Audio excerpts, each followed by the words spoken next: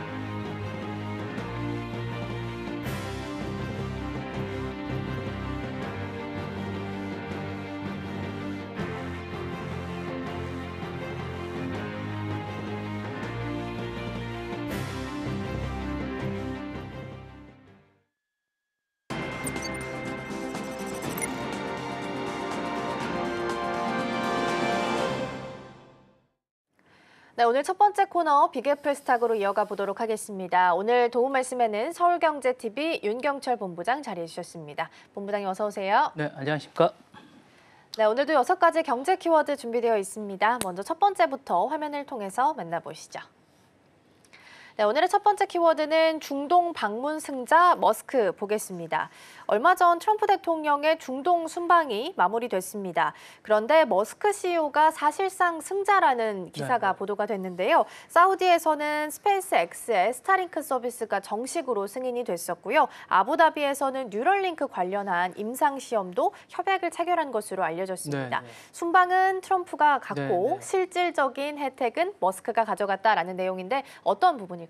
말씀하신 대로 이제 사실상 그 가장 큰 열매를 가져간 사람은 아마 이제 머스크가 아닐까라는 생각이 드는데, 사실상 이제 리야드를 머무는 동안 이제 머스크 CEO는 위성의 인터넷에서 스페이스X를 통해서 스타링크 서비스를 이제 중동 진출을 발표는 했습니다. 그리고 이제 아부다비를 통한 이제 트럼프 방문 기간 동안 머스크는 또 다른 회사 뉴럴링크를 통한 UAE 보건 당국과 이제 뇌칩에 대한 임상 시험에 대한 계약을 맺었습니다. 또한 이제 에메랄드 그 항공과 함께 그 위성에 관한 인터넷 계약 논의까지 외교 무대는 이제 머스크 일가의 사업 무대가 돼버렸다고 할 수 있을 것 같고요. 이뿐이 아닙니다. 이제 머스크 동생 킴벌 머스크는 카타르에 있는 아부다비에 드론 계약도 체결을 했습니다. 그리고 어머니죠. 가족 기업이라고 할 수 있을 것 같은데, 메이 머스크는 UAE 정부 주최의 포럼 메인 연사로 이제 참석을 했습니다. 또 이제 머스크의 부친이죠. 에런 머스크는 아부다비 현지 재벌과 협력을 해서 머스크 타워에 건설을 하겠다라고 했습니다. 계획 발표했고요. 건설에 관해서 건설도 진출했고요. 여기에 이제 활용할 자금이 있는데, 요 머스크잇이라는 자신의 암호화폐가 있습니다. 이것을 이제 자신도 만들겠다라고 얘기를 했습니다. 머스크잇의 가치는 올해 들어서 이제 500만 달러, 5억 달러, 1,150억 달러 폭락한 가치였는데, 여기 또 폭등했으면서 요 가치에 대한 것들도 폭등해서 이제 이 가치도 이제 폭등했고요. 요거에 관련해서 이 부분에 대한 것들이 상당히 이제 높게 평가가 가치를 받고 있는데, 이런 부분에 이런 걸 보면 사실은 이번에 사실은 모든 것들에 대해서 이제 머스크가 사실은 실질적인 그 승자가 아닌가라는 생각이 들고, 일론 머스크는 이례적으로 백악관 회의에 참석을 하고 연방의 어떤 계약에 개입하면서 동시에 이제 글로벌 기업으로 활동을 하고 있는데, 이번에 있어서 이제 이런 모습을 보면서 실질적으로 승자는 아마 머스크가 아닌가라는 생각이 들면서 트럼프와 머스크가 이걸 보면서 이제 국가의 이익을 누가 이제 가져가냐 보면 일단 머스크가 이번에 승자가 아닌가라는 생각이 듭니다. 네, 실질적인 혜택, 그러니까 열매 알맹이는 머스크가 가져갔다라는 부분을 좀 짚어주셨습니다. 그러면 트럼프 하면 또 머스크 협력을 빼놓을 수 없을 텐데, 이번 순방을 통해서 어떤 영향을 좀 미치게 됐을까요? 뭐 정책과 플랫폼 이런 걸 보면 이제 정치권과 테크노의 기업의 역할 분담이 가시화된 게 아닌가라는 생각이 듭니다. 이제 트럼프 대통령은 실질적 외교 무대를 열고 정치적인 인프라를 제공했다면, 머스크 CEO는 이제 실질적으로 자사의 기술이나 비즈니스 플랫폼을 그 위에 얻는 방식으로 이제 공동 작업을 수행하는 일단 역할 분담의 어떻든 그런 외교 정책이 실질적으로 이번에 한번 보여준 게 아닌가라는 생각이 듭니다. 그래서 트럼프 대통령이 어쨌든 사우디 왕세자와 전략 협의를 하는 자리에서 머스크는 스타링크나 서비스 승인을 확보하는 이런 모습을 보여줌으로써 이런 방식이 계속되지 않을까라는 생각이 듭니다. 이제 이런 향후에 이런 식이 될 것 같고요. 아부다비 정상회의를 병행하면서 뉴럴링크 임상 협약을 발표했습니다. 이는 트럼프 대통령이 머스크와 글로벌 비즈니스를 확장하는 외교 일부를 이제 편입시켰고, 머스크는 트럼프의 행정부의 대외 전략을 민간 기술로 실현하는 구조로 이제 전환한 것입니다. 그러니까 이게 이제 향후에 이제 정책과 플랫폼의 이제 정치 테크노의 기업 역할을 분담하는 형식을 보여준 어떤 형태가 아닌가라는 생각이 드는데, 이런 것들이 이제 계속될 것 같은 그런 생각이 듭니다.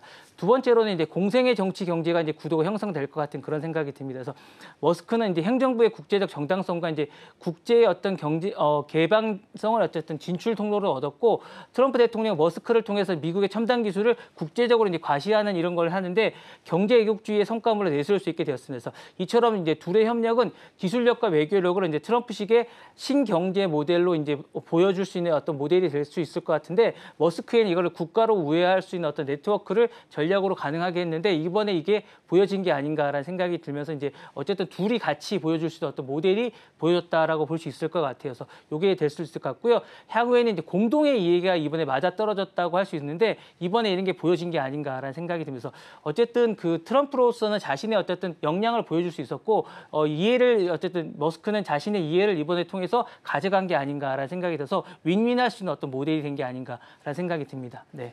네, 트럼프와 머스크 사이에 있어서 정치나 경제 부분에 있어서 협력, 그리고 공생 모델로 진화할 수 있겠다라는 부분 말씀 주셨습니다. 자, 첫 번째 키워드 마무리하고 두 번째로 넘어가 보시죠. 네, 두 번째 키워드는 엔비디아 슈퍼컴 보도록 하겠습니다. 앞서서 말씀드린 것처럼 이제 대만에서 컴퓨텍스 2025가 진행 중이고요. 19일자로는 젠슨왕 CEO의 기조 연설도 있었습니다. 더불어서 이제 AI 개인용 슈퍼컴퓨터도 같이 공개가 됐는데 앞서서 제가 살짝 언급드린 것처럼 크기는 손바닥만한데 초당 1000조 번 정도 연산이 가능한 슈퍼컴퓨터라고 합니다. 이 모델이 시사하는 바는 어떤 것들이 좀 있을까요? 그러니까 이제 엔비디아가 이제 그 전까지는 이제 어떻게 보면 대규모 어쨌든 큰 어쨌든 대규모 이제 그런 기업들만을 위한 그런 것들만 위한 클라우드를 위한 제공 GPU만 있었다면 이번에 보였던 건 어떻게 보면 AR 개발자를 위한 GPU 클라우드 마켓이라고 할 수 있을 것 같아요. 그래서 그러니까 슈퍼컴퓨터죠. 그러니까 DGX라고 이제 클라우드 랩탑을 전격 출시할 거라고 이제 발표를 한 겁니다. 그래서 누구나 이제는 AI 칩을 고를 수 있다라고 해서 엔비디아 독자 플랫폼이 이제 DGX라고 이제 슈퍼컴퓨터 클라우드 랩탑을 출범합니다. 그래서 그 GPU 클라우드를 이제 새로운 시장을 열었다라고 해서 이제 이런 것을 새롭게 선언했습니다. 그래서 AI 붐에 대한 GPU 둘러싼 전쟁을 하는 가운데 엔비디아가 전면에 나섰습니다. 그래서 이번에 하는 월요일 날 지난주 월요일이었습니다. 그래서 대만 컴퓨텍스에서 공개한 DGX라고 슈퍼컴퓨터 랩탑을 이제 선보였거든요. 그래서 AI 개발자들과 글로벌 GPU에 대한 클라우드 공급 업체를 직접 연결하는 원스톱 플랫폼입니다. 이걸 선보였는데 사실상 되게 어려운 개념인데 되게 쉽게 설명했습니다. 그래서 DGX에 대한 클라우드 랩탑을 엔비디아 클라우드 파트너 네트워크를 기반으로 AI 그러니까 개인 개발자들입니다. 그래서 소규모 개발자들을 위한 GPU 클라우드 리소스를 자유롭게 선택할 수 있는 마켓플레이스 구조를 갖춘 이런 것들을 이제 선보였습니다. 그래서 AWS나 애저 같은 주요 클라우드가 참여할 예정인데 이런 개발자들이 참여하는 어쨌든 엔비디아가 밝혔습니다. 젠슨왕 CEO는 GDX 클라우드 랩탑은 어쨌든 글로벌 GPU 클라우드 공급망과 AI 개발자들을 연결하는 연결고리라고 설명하면서 이게 왜 중요하냐면요. 기존의 클라우드 빅3나 아마존이나 마이크로 구글과 계약한 개발자들만 사용할 수 있었는데 이거를 이제 제한을 없앤 겁니다. 그래서 일반 개발자들만 사용하던 것들을 많은 개발자들이 그러니까 일반 소규모 개발자들 사용할 수 있는 그런 길을 열었다는 게 어쨌든 의미가 있는 것 같고요. 이런 개발자들이 이제 사용할 수 있게 함으로써 AI 개발자 누구나 사용할 수 있는 AI 개발자들이 쉽게 사용할 수 있고 너무나 마찰이 많았는데 이 허물을 없앴다는 게 좀 의미가 있을 것 같습니다. 그래서 이런 개발자들이 누구나 쉽게 개발할 수 있는 그렇게 개발을 할 수 있는 걸 열었다라고 생각할 수 있을 것 같고요. 이런 거 함으로써 이제 많은 사람들이 손쉽게 개발할 수 있는 그런 길을 열은 게 아닌가라는 생각이 듭니다. 네. 네, 개인용 슈퍼컴퓨터 관련된 내용 살펴보고 있고요. 기존의 엔비디아가 B2B 형태로 운영을 했다면 개인용까지 손을 좀 뻗치면서 B2C로 형태로 변화가 좀 되고 있다는 부분도 확인할 수 있었습니다. 개인용 슈퍼컴퓨터를 우리가 DGX 스파크라고 불렀는데 그러면 만약에 이 연산 성능이 지금 초당 1000조 번 가능하다라는 이야기가 나왔는데 어떤 작업을 할 때 가장 유용하게 활용할 수 있을까요? 말씀하신 대로 이제 개인과 소규모 조직에게 이제 AI 생산 기술을 직접 제공하는 이제 기술 민주화가 선언됐다라고 이제 할 수 있을 것 같아요. 그래서 이제 AI 생산 방식이 클라우드에서 엣지로 이동한 게 아닌가라는 생각이 듭니다. 그래서 기존의 이제 AI 학습 추론은 이제 대형 클라우드 센터만 중심으로 이루어졌다면 이 모델은 이제 클라우드에 의존하지 않고 독립적인 학습 추론이 가능하다라고 생각이 될 것 같고 이제 이건 인터넷 연결이 제한된 환경에서 됐다면 이제 이거는 군사 산업 개인으로 이제 게임 체인저가 옮겨간 게 아닌가라는 생각이 들고요. 개인용 AI 공정이라는 패러다임이 새롭게 이제 등장한다고 할 수 있을 것 같아서 그래서 이렇게 되면 이제 1인이 AI 스타트업이나 AI 홈팩토리가 가능하게 될 것 같고 AI 자율권이나 디지털 주권이 본격화되는 게 아닌가라는 생각이 들고 이제 보안 통제나 이런 것들이 새롭게 이제 이슈가 떠오르지 않을까라는 생각이 듭니다. 네. 네, 두 번째 키워드로 대만에 있는 컴퓨텍스 관련된 행사에서 나왔던 다양한 이야기들 살펴봤습니다. 두 번째 키워드 마무리하고요. 이번에는 세 번째로 넘어가 보도록 하겠습니다. 네, 오늘의 세 번째 키워드는 MS 그리고 그룹연합 살펴보도록 하겠습니다. MS가 AI 앱 그리고 에이전트 개발 플랫폼에다가 일론 머스크가 운영하고 있는 AI 기업 모델을 추가한다라고 합니다. 일단 기존에 MS 하면은 오픈 AI랑 좀 밀접도가 좀 높은 걸로 보였는데 사실상 여기에 대한 의존도를 줄이는 게 아니냐라는 시각도 제시가 되고 있는데 어떤 내용일까요? 이게 사실은 여러 가지 좀 시사하는 게 좀 많을 것 같아요. 이제 오픈 AI가 전략 전략적으로 균열이 좀 뚜렷해지는 신호가 아닌가라는 생각이 있는데 어떻게 보면 포트폴리오를 다각화하는 게 아닌가라는 생각이 좀 들어요. 오픈 AI뿐만 아니라 이제 미스트랄이라든가 이제 지금 어쨌든 그록이라든가 뭐 이런 다양성을 이제 하는 같은 이런 생각이 좀 드는데 약간 이제 오픈 AI 전쟁이 약간 또 한 번 재편되는 게 아닌가라는 생각이 좀 듭니다. 그래서 마이크로소프트가 또 한 번 개발 컨퍼런스에서 이제 이런 얘기를 했는데 일론 머스크의 AI 스타트업이죠. xAI가 개발한 그록 및 그록 미니 모델을 애저에 어쨌든 요 공식 탑재한다고 발표를 했습니다. 그래서 마이크로소프트는 애저가 고객을 기대하는 수준에 충족할 것이라면서 직접 이런 부분을 제공한다라고 이야기했습니다. 생성형 챗봇으로 이제 약간 경쟁하는 구도인데 이런 게 하면서 이제 이슈를 불러일으키고 있습니다. 사실 그록은 사실 최근에 여러 가지 이슈를 하고 있는데 이런 것들을 하면서 판도가 좀 달라지지 않을까라는 생각이 들고요.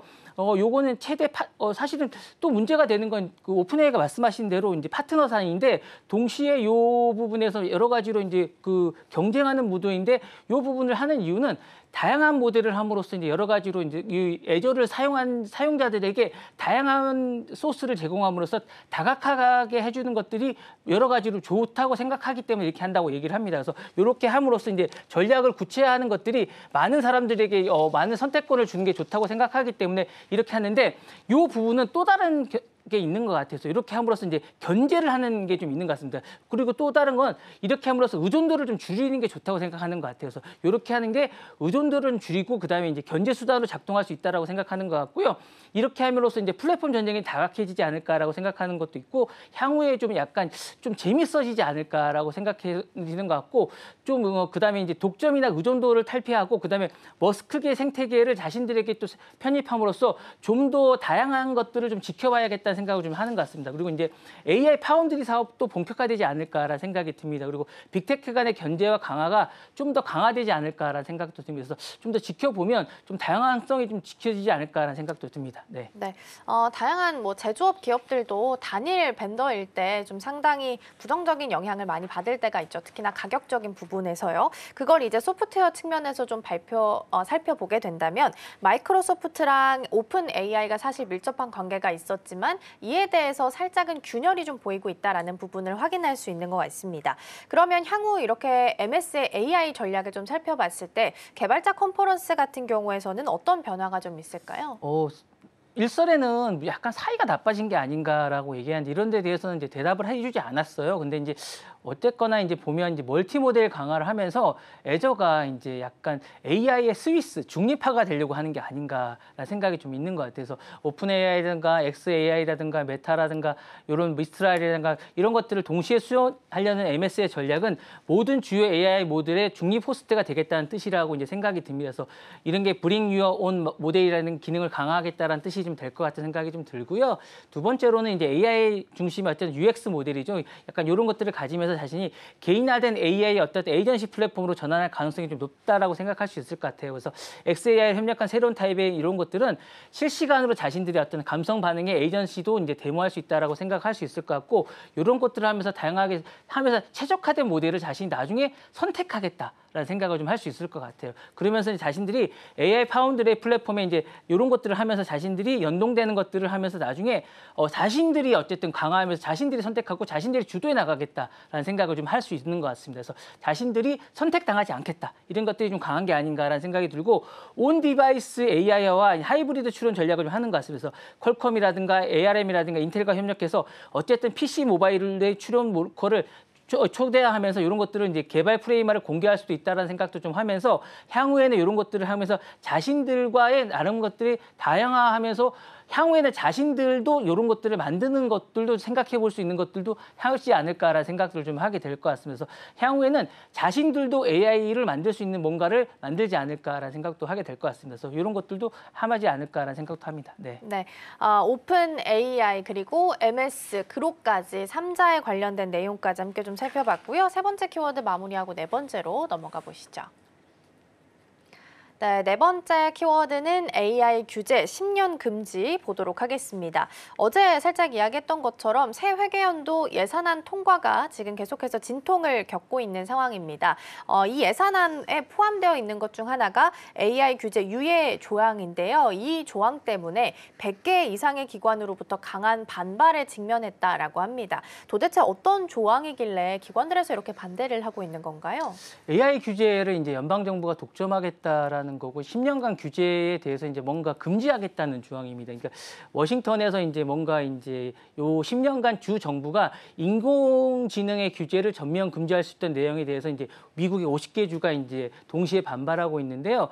워싱턴 정치권이 이제 새로운 전선이 만들어지고 있습니다. 그러니까 세금이 아니라 AI를 두고 이제 연방과 주 정부 간에 이제 권한 전쟁을 하고 있는 건데요. 이게 뭐냐면 단 하나의 조항입니다. 미국 내 인공지능 규제를 10년간 뒤흔들 수 있다라는 우려 때문에 그런 건데요. 하원에 이제 공화당이 상정한 법안의 단 한 문장 때문에 그렇습니다. 그러니까 10년 동안 주 정부와 지방 정부가 인공지능의 어쨌든 그 기술에 대해서 어떠한 규제도 시행할 수 없다. 이 내용 때문입니다. 이 조항은 AI 업계에서 선물처럼 반대로 주 정부에 대해서는 전면적 권한으로 이제 박탈로 이제 받아들여지고 있습니다. 그래서 이 조항이 만약에 통과된다면 이런 겁니다.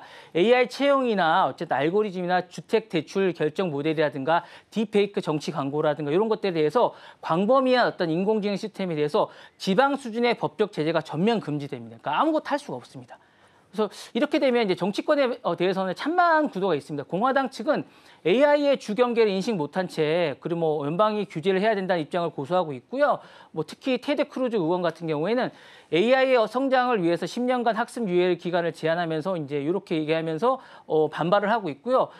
민주당도 반발을 하고 있습니다. 연방은 아무것도 하지 않으면서 주정부, 행정부부터 맡겠다고 하는 이런 것들은 정말 역겹다라고 얘기를 하고 있는데 정말 이거를 뭐 만약에 하고 있다 그러면 이 부분에 대해서는 이제 문제가 좀 있는 게 아닌가라고 생각이 좀 들고 있다라는 생각이 들고 이걸 정말 이제 이게 과연 누구를 위한 것인가라고 얘기를 하고 있다라고 하고 있습니다. 그래서 AI가 기회인 동시에 위협이라고 생각을 하는 또 다른 어쨌든 그 법무장관은 그 연방이 이걸 일괄 통제하게 된다면 주 정부가 손발을 묶겠다는 게 아니라 리더십이 아니라 연방의 횡포다라고 이야기를 하고 있습니다. 이거에 대해서 이제 기술 기업에 대한 반응은 이렇습니다. 이제 오픈 AI의 CEO 샘 알트만은 연방의 단일 규제 프레임이 중요하다면서 50개 주가 조각난 규제는 부담이다라고 주장을 하고 있습니다. 그리고 이제 마이크로소프트는 성장의 시간을 주는 연방의 리더십이 필요하다면서 일정 부분에 대해서는 이제 동조를 했습니다. 그러니까 이게 서로 이제 계속 엇갈리고 있다라고 얘기를 하는 건데요. 사실 이 조항은 아직 이제 그 법안이 살아남을 가능성이 약간 불투명합니다. 그래서 예산 조정 법안이 이제 정책 조항에 포함될 경우에 무효화될 수 있다라고 하는 게 이제 변수인데 통과 가능성은 상당히 낮습니다. 그래서 이게 향후에 어떻게 될지는 좀 더 지켜봐야 되지 않을까라는 생각이 듭니다. 네. 네, 일단은 기관들에서 반발이 좀 있었다라는 부분 체크해봤고요. 다만 이제 통과 가능성이 좀 낮다라는 부분은 말씀을 좀 주셨지만 계속해서 뉴스 체크는 함께 해보도록 하겠습니다. 그러면 AI 규제 유예 조항이 시장 안에서 미치는 영향도 상당히 좀 클 것 같거든요. 어떤 부분들이 좀 있을까요? 이게 만약에 통과되면 빅테크 수혜주로 이제 자금이 쏠리지 않을까라는 이게 상당히 좋은 그러니까 AI 주로는 상당히 좋거든요. 그래서 만약에 이제 이게 되면 빅테크들에게 상당히 좋습니다. 그래서 법적 불확실성이 제거되기 때문에 주가 상승 요인이 됩니다. 그리고 R&D 비용이 상당히 많이 감소가 되기 때문에 빅테크들에서 이게 만약에 통과된다면 여러분 투자하셔야 됩니다. 그래서 AI 반도체나 엔비디아나 AMD나 클라우드가 있는 아마존이나 이런 쪽에 상당히 투자를 하셔야 됩니다. 오픈 AI나 데이터 기업인 스노우플레이크나 이런 쪽에 투자를 무조건 하셔야 됩니다. 요즘 투자를 하셔야 되고요. 그다음에 스타트업이나 중소기업에 역풍이 불 가능성이 상당히 높습니다. 그리고 이제 AI 리스크가 관련된 보험이나 법률이나 이런 시장은 위축이 되지 않을까라는 생각이 듭니다. 그래서 이런 부분에 주의해서 보셔야 되지 않을까라는 생각이 듭니다. 네. 네. 단기적으로 봤을 때는 기술 투자 유입이나 또 산업 가속도 예상되겠지만 또 장기적으로 봤을 네네. 때는 부정적인 부분도 좀 많이 있을 수 있겠다라는 부분을 말씀 주신 것 같습니다. 자, 네 번째 키워드 마무리하고 다섯 번째 넘어가 보겠습니다. 네, 다섯 번째 키워드는 3,600억 자산 정리 보겠습니다. 하워드 러트닉이 30년 넘게 이끌어왔던 금융제국 칸토 피츠제럴드를 자녀와 투자자들에게 넘기게 되면서 다양한 이슈들이 좀 나오고 있습니다. 일단 칸토가 지배하는 두 자회사 중개사인 BGC 그룹과 부동산 사인 뉴마크에서 각각 1억 5천만 달러 그리고 1억 2,700만 달러어치 주식을 매각한 것으로 나타났는데요. 이번 이번에 있었던 러트닉 장관의 행동에 대해서는 어떤 부분들을 좀 찾아볼 수 있을까요? 이거를 이제 자세히 좀 볼 수 있을 것 같은데 이제 월가의 이제 루트닉은 사실 되게 부자입니다. 이분은 상당히 부자시고요. 사실 켄트 피처럴 제럴드 이제 장관이 자신의 이제 자녀에게 양도를 했다고 밝혔습니다. 자세히 좀 보면 윤리 규정 때문에 한 겁니다. 사실 이 금액이 사실은 자신이 보유한 뉴마크 그룹과 이제 BGC 파트너스 지분을 양도한 건데 뉴마크가 말씀하신 대로 이제 1억 2,700만 달러 자사주를 루트닉에게 다시 매입을 했고 이 부분을 이제 말씀하신 대로 한 건데 이거는 사실은 여러 가지 의미가 좀 있습니다. 이 부분은 어쨌든 자신이 정부에게 민주당 일부 이 부분에서 여러 가지가 얽혀 있는데 이 부분에 대해서는 여러 가지가 있는데 이 부분은 단순한 은퇴가 아니라 백악관의 무역 장벽으로서 얘기하는데 이 부분에 그러니까 암호화폐의 이해 충돌 때문에 이제 제기되기 때문에 얽힌 부분 때문에 그런 거고요. 이게 이제 전 LG 교차점에서 윤리적으로 선긋기라고 좀 할 수 있을 것 같아요. 월가의 이제 대표적인 금융이자 9.11 이후에 재건한 인물인데 이해상충 방지 차원에서 이제 갔다라고 할 수 있을 것 같고요. 가장 직접적이면서 이제 강력한 조치이고 미 정기 내 불해인에 본격화된 게 아닌가라는 생각이 있습니다. 자신의 이해상충 때문에 갔다라는 생각이 좀 있기 때문에 이게 간 거라고 할 수 있을 것 같고요. 그다음에 트럼프 2기의 어쨌든 행정부의 월가의 공공 파트너십에 대한 전력의 강화라고 할 수 있을 것 같습니다. 그래서 루트닝은 어쨌든 트럼프 대통령의 경제 관료이자 여기서 민간 자금에 어쨌든 창구 역할을 했을 가능성이 큰데 여기에서 어쨌든 연계 가능성이 있는데 이 부분에서 어쨌든 전략 강화의 차원이 좀 있지 않을까라는 생각이 들고요. 정책 내부자가 주는 어떤 시장의 시그널이 좀 있을 것 같은 생각도 듭니다. 그래서 루트닝은 BGC 그룹에 대한 뉴마크에서 요거 처분했다는 건 단순한 자산의 이전이 아닙니다. 사실은 정책의 이해관계 얽히지 않도록 투명성의 장치를 이번에 마련했다라고 할 수 있을 것 같은데 자신이 이걸 줌으로써 자신은 이제 이런 부분에서 홀가분하다. 자신이 벗어났다라는 생각이 좀 있고 약간 트럼프하고 좀 다른 측면이 좀 있는 거죠. 트럼프는 계속 이런 부분에서 이해상충이 있는데 자신 이런 거와 상관없다라는 거 하면서 윤리적 기준을 메시지를 작용함으로써 공직자 관련된 내부자 거래 이슈에서 자신은 신뢰회복을 주지 않나라는 생각이 좀 들고 이런 부분에서 좀 자신은 홀가분하다라는 주면서 자신은 민간 시장과 기관 투자자에게 이런 것들을 어떤 시그널을 주는 게 아닌가라는 생각이 들면서 이런 것들이 어쨌든 전략에 대한 미러링이 되는 게 아닌가라는 생각이 듭니다. 네. 네, 어떻게 보면 공직자 윤리 협약에 따라서 금융자산을 전면적으로 처분하는 행위가 나타나게 된 건데 그렇다면 다른 사람들로 하여금 신뢰 회복을 좀 노렸을 수도 있겠다라는 말씀을 좀 주신 것 같습니다. 러트닉 상무장관의 금융자산 전면 처분으로 인해서 일단 칸토 피츠제럴드의 미래는 앞으로 어떻게 좀 그려보면 좋을까요? 뭐 이제 경영권 세대 교체가 좀 있겠죠. 그래서 이제 가문 중심 경영에서 연속성이 혁신 사이가 이제 균형이 있을 것 같고요. 외부 자본 유입이 좀 되면서 이제 가문 독점 구조에서 투자자 연합 구조로 전환이 좀 될 것 같습니다. 그리고 이제 정책이 이해관계가 축소가 되고 규제 리스크가 좀 있었는데 이런 것들이 완화가 되고 이제 공공금융이 분리가 될 것 같습니다. 이렇게 되면 이제 신성장이 되면서 재편이 가능성이 될 것 같고 이번 전환으로 이제 뉴마크와 BGC 그룹은 연계성이 재정립될 것 같고 향후에는 어쨌든 향후 여러 가지가 이제 기존에 있었던 채권 부동산 브로커 그룹이 자산 운용이 다각화되지 않을까라는 생각이 듭니다. 네. 네, 경영권 세대 교체에 대해서 말씀을 좀 주셨습니다. 칸토 피츠제럴드의 미래까지 함께 좀 살펴봤고요. 이어서 다음 키워드 넘어가 보도록 하겠습니다. 네, 마지막 6번째 키워드입니다. 리벤지 포르노 함께 살펴보겠습니다.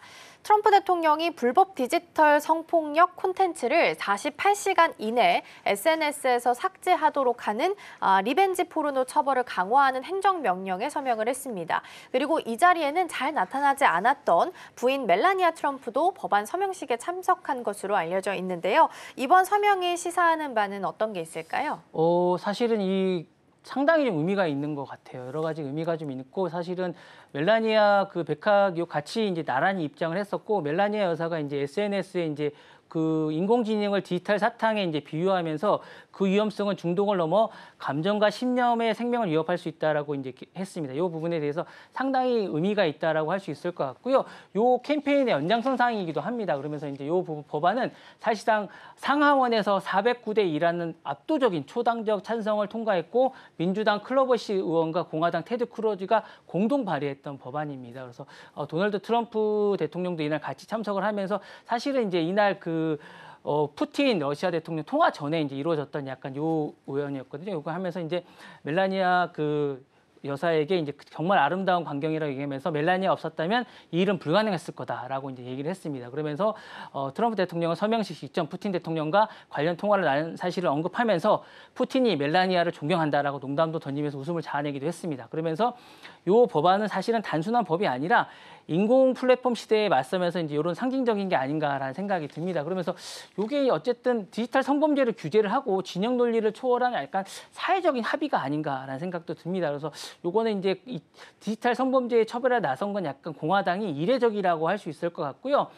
AI 시대에 딥페이크 시대 연방 차원에서 첫 윤리 기준을 제정한 게 아닌가라는 생각이 듭니다. 그리고 사실은 이게 이제 우리나라도 빨리 이런 게 좀 나와야 되지 않을까라는 생각도 좀 듭니다. 그래서 이번 법에는 AI가 생성된 가짜 음란물, 딥페이크도 포함된 명시된 규제 대상을 삼았다는 게 좀 의미가 좀 있을 것 같고요. 생성형 AI에 대한 윤리 기준을 이제 법제화했다는 첫 사례가 좀 있어서 의미가 좀 있을 것 같고 AI 플랫폼의 기업들이 이제 콘텐츠 정책에도 강력한 영향을 좀 주지 않을까. 그리고 이게 사실은 플랫폼들에게도 영향을 좀 줄 것 같아요. 그래서 지금까지 뭐 이게 플랫폼들이 약간 이게 그냥 가만 놔뒀거든요. 근데 이 부분에 대해서 이제 대통령이 나섰기 때문에 영부인이 나섰기 때문에 뭔가 영향력을 주지 않을까. 특히 최근에 유튜브가 이런 거에서 상당히 좀 약간 적극적이거든요. 이런 부분들이 아마 이런 부분들의 법안들 때문이 아닌가라는 생각이 좀 듭니다. 그리고 이제 멜라니아가 여사가 이제 트럼프와 정치적 행보를 동반했다는 건 중독성 유권자들을 겨냥한 포석이 아닌가라는 생각. 내년에 어쨌든 중간 선거가 있는데 이 부분은 어쨌든 트럼프 행정부가 여성이라든가 청소년이라든가 MZ 세대를 약간 겨냥한 게 아닌가라는 생각이 들면서 보호자 대통령 이미지를 강화하는 전략적 행보라는 생각도 좀 듭니다. 이 부분도 아마 강화하는 게 아닌가라는 생각이 들면서 이런 감시 프레임을 강화하면서 향후에 많은 영향을 미치지 않을까라는 생각도 듭니다. 네. 네, 사실 어떻게 보면 당연한 법안이긴 한데 대통령과 영부인이 여기에 서명하고 참석함으로써 더 힘을 좀 보태준 형태로 보이고요. 압도적인 찬성으로 이 법안이 패스가 된 것으로 보입니다. 그러면 법이 시행이 된다면 사회적으로 긍정적인 영향들이 많을 것 같아요. 어떤 부분 좀 보면 좋을까요? 일단은 이 부분에 대해서 약간 디지털 성폭력에 대한 인식이 많이 변할 수 있을 것 같아요. 그동안은 이게 장난인데 뭐 어때 이런 것들에 대해서 뭐 그냥 딥페이크인데 어때 뭐 이러면서 하고 그다음에 특히 플랫폼들이 이런 데에 대해서 너무 무관심했던 게 사실이에요. 그리고 이 부분에 대해서 본인이 아니면 지워주지 않고 이런 게 있었는데 법률 시행은 이제 피해자 중심으로 사회적 담론이 이어질 가능성이 상당히 높습니다. 진짜로 이어져야 됩니다. 사실은 특히 10대 여성 피해자 중심으로 디지털 리터러시 교육과 이제 인권의 감수성이 이제 촉진되는데 이게 범죄로 인식될 수 있는 가능성이 상당히 높기 때문에 정말 이건 잘 됐다고 생각할 수 있을 것 같고요. 법적 사법 시스템의 변화도 있을 것 같습니다. 그리고 이게 이제 이것이 됨으로써 이제 플랫폼에게 책임을 물을 수 있게 된 게 아닌가라는 생각이 듭니다. 이건 정말 다행이라고 생각이 드는데 모니터링 시스템이 고도화될 수 있을 것 같고 AI 필터링도 강화될 수 있을 것 같습니다. 그리고 이용자 신고 시스템도 이제 개편되지 않을까라는 생각이 들어서 정말 다행이라는 생각이 듭니다. 세 번째로는 기술 산업에 대한 구조도 변화될 수 있을 것 같은 생각이 듭니다. 자동 필터링 기술이 급부상하지 않을까라는 생각이 듭니다. 이게 사실 기술이 없어서가 아니라 기술을 활용하지 않았다는 생각이 좀 드는데 이번 기회로 이제 기술이 좀 더 나아지지 않을까라는 생각이 들고요. 정치 사회 갈등도 확산되지 않을까라는 생각이 들어서 플랫폼 감시 강화와 표현의 자유관이 이제 충돌될 수 있을 것 같은 생각이 들고 디지털 규제에 대한 어쨌든 미국 사회의 인연적 대립이 좀 격화될 수 있겠지만 좀 더 나은 방향으로 되지 않을까라는 생각이 듭니다. 네. 네, 이제 플랫폼에게도 책임을 물을 수 있다라는 부분은 긍정적일 것 같고요. 가장 크게 본다면 인식의 변화가 있을 수 있겠다라는 부분 언급을 좀 해주셨습니다. 자, 6가지 경제 키워드 살펴봤고요. 본부장님과는 여기서 인사 나누도록 하겠습니다. 오늘 말씀 고맙습니다. 네, 안녕히 계십시오.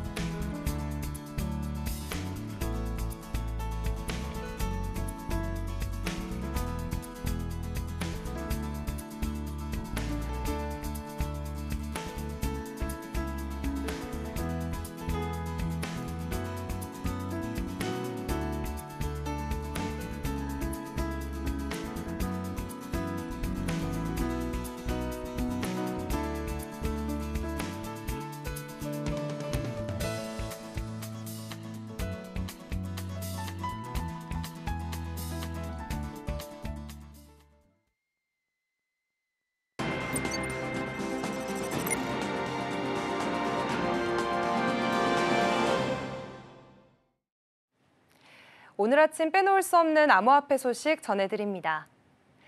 5월 20일 현지 시간 암호화폐 전문 매체 유투데이는 ETF 인스티튜트 공동 창립자 네이트 제라치가 XRP 현물 ETF 승인 가능성을 언급했다고 보도했습니다. 제라치는 시카고 상품거래소가 최근 출시한 XRP 선물 계약을 계기로 기관 투자자들의 접근성이 높아졌고, 이는 현물 ETF로 가는 전환점이 될 수 있다고 내다봤습니다. 이번 선물 상품은 XRP 실물을 인도하지 않는 현금 결제형 구조로 투자자들에게 보다 안전한 노출과 해칭 전략을 가능하게 해줍니다. 이는 리플이 비트코인, 이더리움에 이어 제도권 금융시장에 본격 진입했다는 신호로 해석되는데요. 제라치는 특히 XRP 선물의 등장이 결국 ETF로 이어질 것이라며, 이는 리플 커뮤니티뿐만 아니라 암호화폐 시장 전체에도 중요한 이정표가 될 것이라고 강조했습니다. 현재 XRP는 시가총액 4위 암호화폐로 그동안 규제 불확실성에 시달려왔지만 이번 CFTC 승인으로 제도권 신뢰도를 한층 끌어올렸다는 평가입니다. 현지 시간 5월 20일 미국 상원이 스테이블코인 규제 법안 지니어스 법안을 찬성 66표, 반대 32표로 가결시키며 하원으로 넘겼습니다. 이 법안은 미국 최초의 포괄적 스테이블코인 규제 프레임워크로 평가됩니다. 핵심 내용으로는 달러 기반 1:1 준비금 유지, 시총 100억 달러 이상 발행자에 대한 연방 감독, 그리고 자금 세탁 방지와 고객 확인 규제 등이 포함됐습니다. 또한 빅테크 기업의 독점적 스테이블코인 남용을 방지하는 안전장치도 마련됐습니다. 하지만 정치권에서는 논란도 있었는데요. 일부 민주당 의원들은 트럼프 대통령 일가가 지원하는 USD1 스테이블코인과 관련해 이해 충돌 가능성을 지적하며 법안 통과에 반대했습니다. 법안은 이제 하원으로 넘어가 스테이블 법안과의 조율 절차를 거치게 됩니다. 전문가들은 두 법안이 통합되면 명확한 규제 체계가 완성될 것이라 기대하고 있습니다. 이번 상원 가결은 미국이 스테이블 코인을 전통 금융 시스템에 본격 편입하려는 중대한 전환점으로 평가되고요. 서클과 테더 같은 주요 발행사들도 법안의 공식 지지 의사를 밝혔습니다.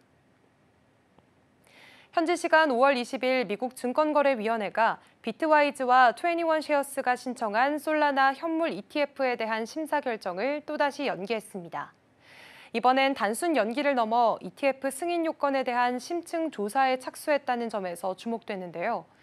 SEC는 해당 ETF가 투자자 보호와 사기 방지 요건을 충족하는지 살펴볼 필요가 있다며 심사가 단순 승인 검토를 넘어 거절 가능성까지 포함한 단계로 전환됐다고 밝혔습니다. 이와 관련해 전문가들의 의견은 엇갈립니다.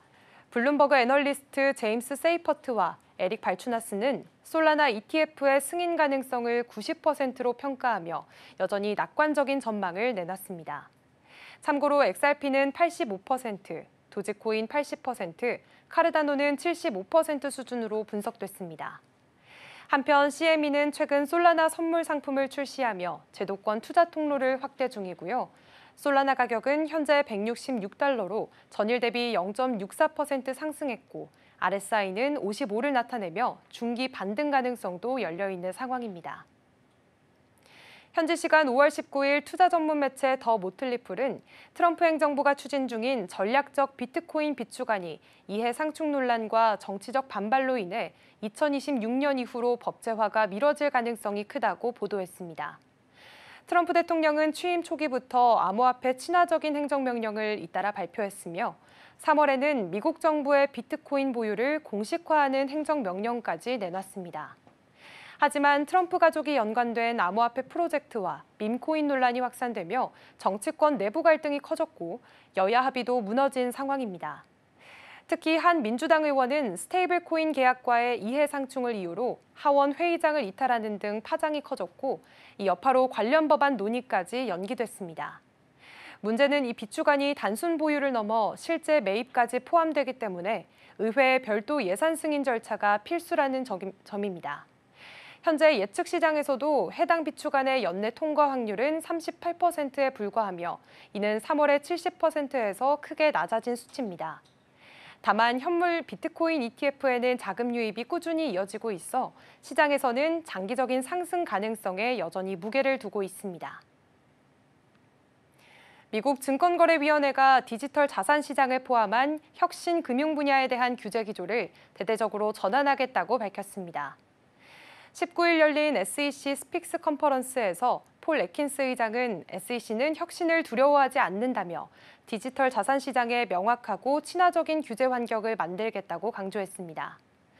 그는 과거 SEC는 디지털 자산에 대해 방어적이거나 과도하게 억제하는 접근을 해왔다며 이제는 기술과 시장 진화를 수용하고 뒷받침하겠다고 밝혔습니다.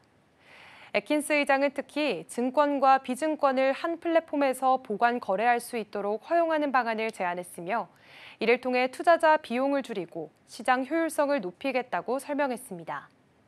또한 혁신금융기술 전략허브를 SEC 전 부서와 통합해 AI, 블록체인, 머신러닝 기술을 조직 전반에 내재화하는 전략도 추진 중입니다. 아울러 연간 2억 5천만 달러의 비용이 드는 통합 감사 추적 시스템도 비용과 보고 범위를 포함해 전면 재검토에 들어간다고 밝혔습니다. 애킨스 의장은 SEC는 이제 혁신을 억누르는 기관이 아니라 시장 성장을 지원하는 기관으로 돌아설 것이라고 거듭 강조했습니다. 리플이 아랍에미리트의 주요 은행들과 손을 잡고 국제 결제 사업을 본격 확대합니다. 19일 리플은 UAE 최초의 디지털 은행인 젠드뱅크와 핀테크 기업 마모에 국제 결제 시스템 리플 페이먼트를 제공한다고 밝혔습니다. 이번 도입으로 두 은행은 스테이블 코인, 암호화폐, 그리고 법정화폐를 통합한 XRP 레저 기반 결제 시스템을 활용해 신속하고 효율적인 국제 송금이 가능해집니다. 리플은 앞서 자체 스테이블 코인 리플 USD를 리플 페이먼트에 통합했으며 이를 통해 즉각적인 해외 결제, 디파이와의 연계, 그리고 기업 자산의 온체인 관리와 자산 토큰화까지 지원할 수 있다고 설명했습니다. 리플은 최근 UAE 내 영향력을 넓히고 있습니다. 3월에는 UAE 전역에서 암호화폐 결제 서비스를 제공할 수 있는 공식 라이선스를 획득했고 이달 15일에는 UAE 정부 고위 관계자들과 디지털 금융 인프라 관련 비공개 회의도 진행했습니다. 이번 협력은 리플의 중동 시장 확장과 디지털 결제 주도권 확보에 중요한 발판이 될 전망입니다. 이재명 더불어민주당 대선 후보가 가상자산을 제도권에 편입하고 국민연금에 직접 투자까지 허용하겠다는 공약을 내놨습니다. 선거대책위 산하 디지털자산위원회는 국민연금의 디지털 자산 투자는 무모한 베팅이 아니라 과학적 분산 투자 전략이라며 감정적 거부감이 오히려 금융 경쟁력을 떨어뜨릴 수 있다고 반박했습니다. 이 후보는 원화 기반 스테이블 코인을 발행해 국부 유출을 막고 안정성이 확보된 현물 ETF 도입을 통해 가상자산을 제도권으로 끌어들이겠다는 구상도 밝혔습니다. 여기에 청년 자산 형성 지원 차원에서 수수료 인하와 통합 감시 시스템 도입 등 투자 환경 개선책도 함께 제시했습니다. 전문가들은 이 후보의 정책이 제도화와 신뢰 기반 조성에 초점을 맞췄다고 평가하며 향후 산업 육성으로까지 연결될지 주목하고 있습니다. 김문수 국민의힘 대선 후보가 정부기관과 금융사의 암호화폐 투자를 허용하겠다는 공약을 발표했습니다. 김 후보는 가상자산 산업을 적극 육성하겠다는 입장을 밝히며 국민연금과 한국투자공사 등 공공기관의 투자 허용은 물론 암호화폐 현물 ETF 도입과 금융사의 직접 투자 제한도 해제하겠다고 약속했습니다. 특히 대통령실의 가상자산 비서관을 신설하고 디지털자산위원회를 총리실 산하에 두어 산업 육성과 감독을 동시에 추진하겠다는 계획도 내놨습니다. 김 후보는 국내 투자자 약 1,600만 명이 최소한의 보호 없이 방치돼 있다며 투자자 보호와 시장 건전화 필요성을 강조했습니다. 아울러 1거래소 1은행 규제를 폐지하고 STO 발행과 디지털자산 기본법 제정도 함께 추진하겠다고 밝혔습니다. 이는 국내 가상자산 생태계에 새로운 성장 기회를 열겠다는 전략으로 풀이됩니다. 이준석 개혁신당 대선 후보가 가상자산 산업 육성에 대한 구체적인 공약을 발표했습니다. 이 후보는 규제 완화를 통해 디지털 자산 산업을 적극 지원하겠다고 밝혔는데요. 특히 고객 신원 확인은 철저히 하면서 토큰 증권과 ETF 같은 다양한 금융상품의 자유로운 거래를 강조했습니다. 또 최근 스테이블 코인 논란과 관련해 이미 한국에는 원화 연동 스테이블 코인 KRT가 있었고 이는 테라 루나 사태의 핵심이었다며 무분별한 정책 추진을 경계하는 입장을 내놨습니다. 아울러 비트코인 같은 가상자산은 실물 보유보다는 ETF 형태로 관리하는 것이 적절하다고 덧붙였습니다. 이 후보는 한국형 암호화폐 거래소 설립도 공약으로 내세우며 산업 생태계 조성에 힘쓰겠다는 뜻을 밝혔습니다. 지금까지 코인 소식 전해드렸습니다.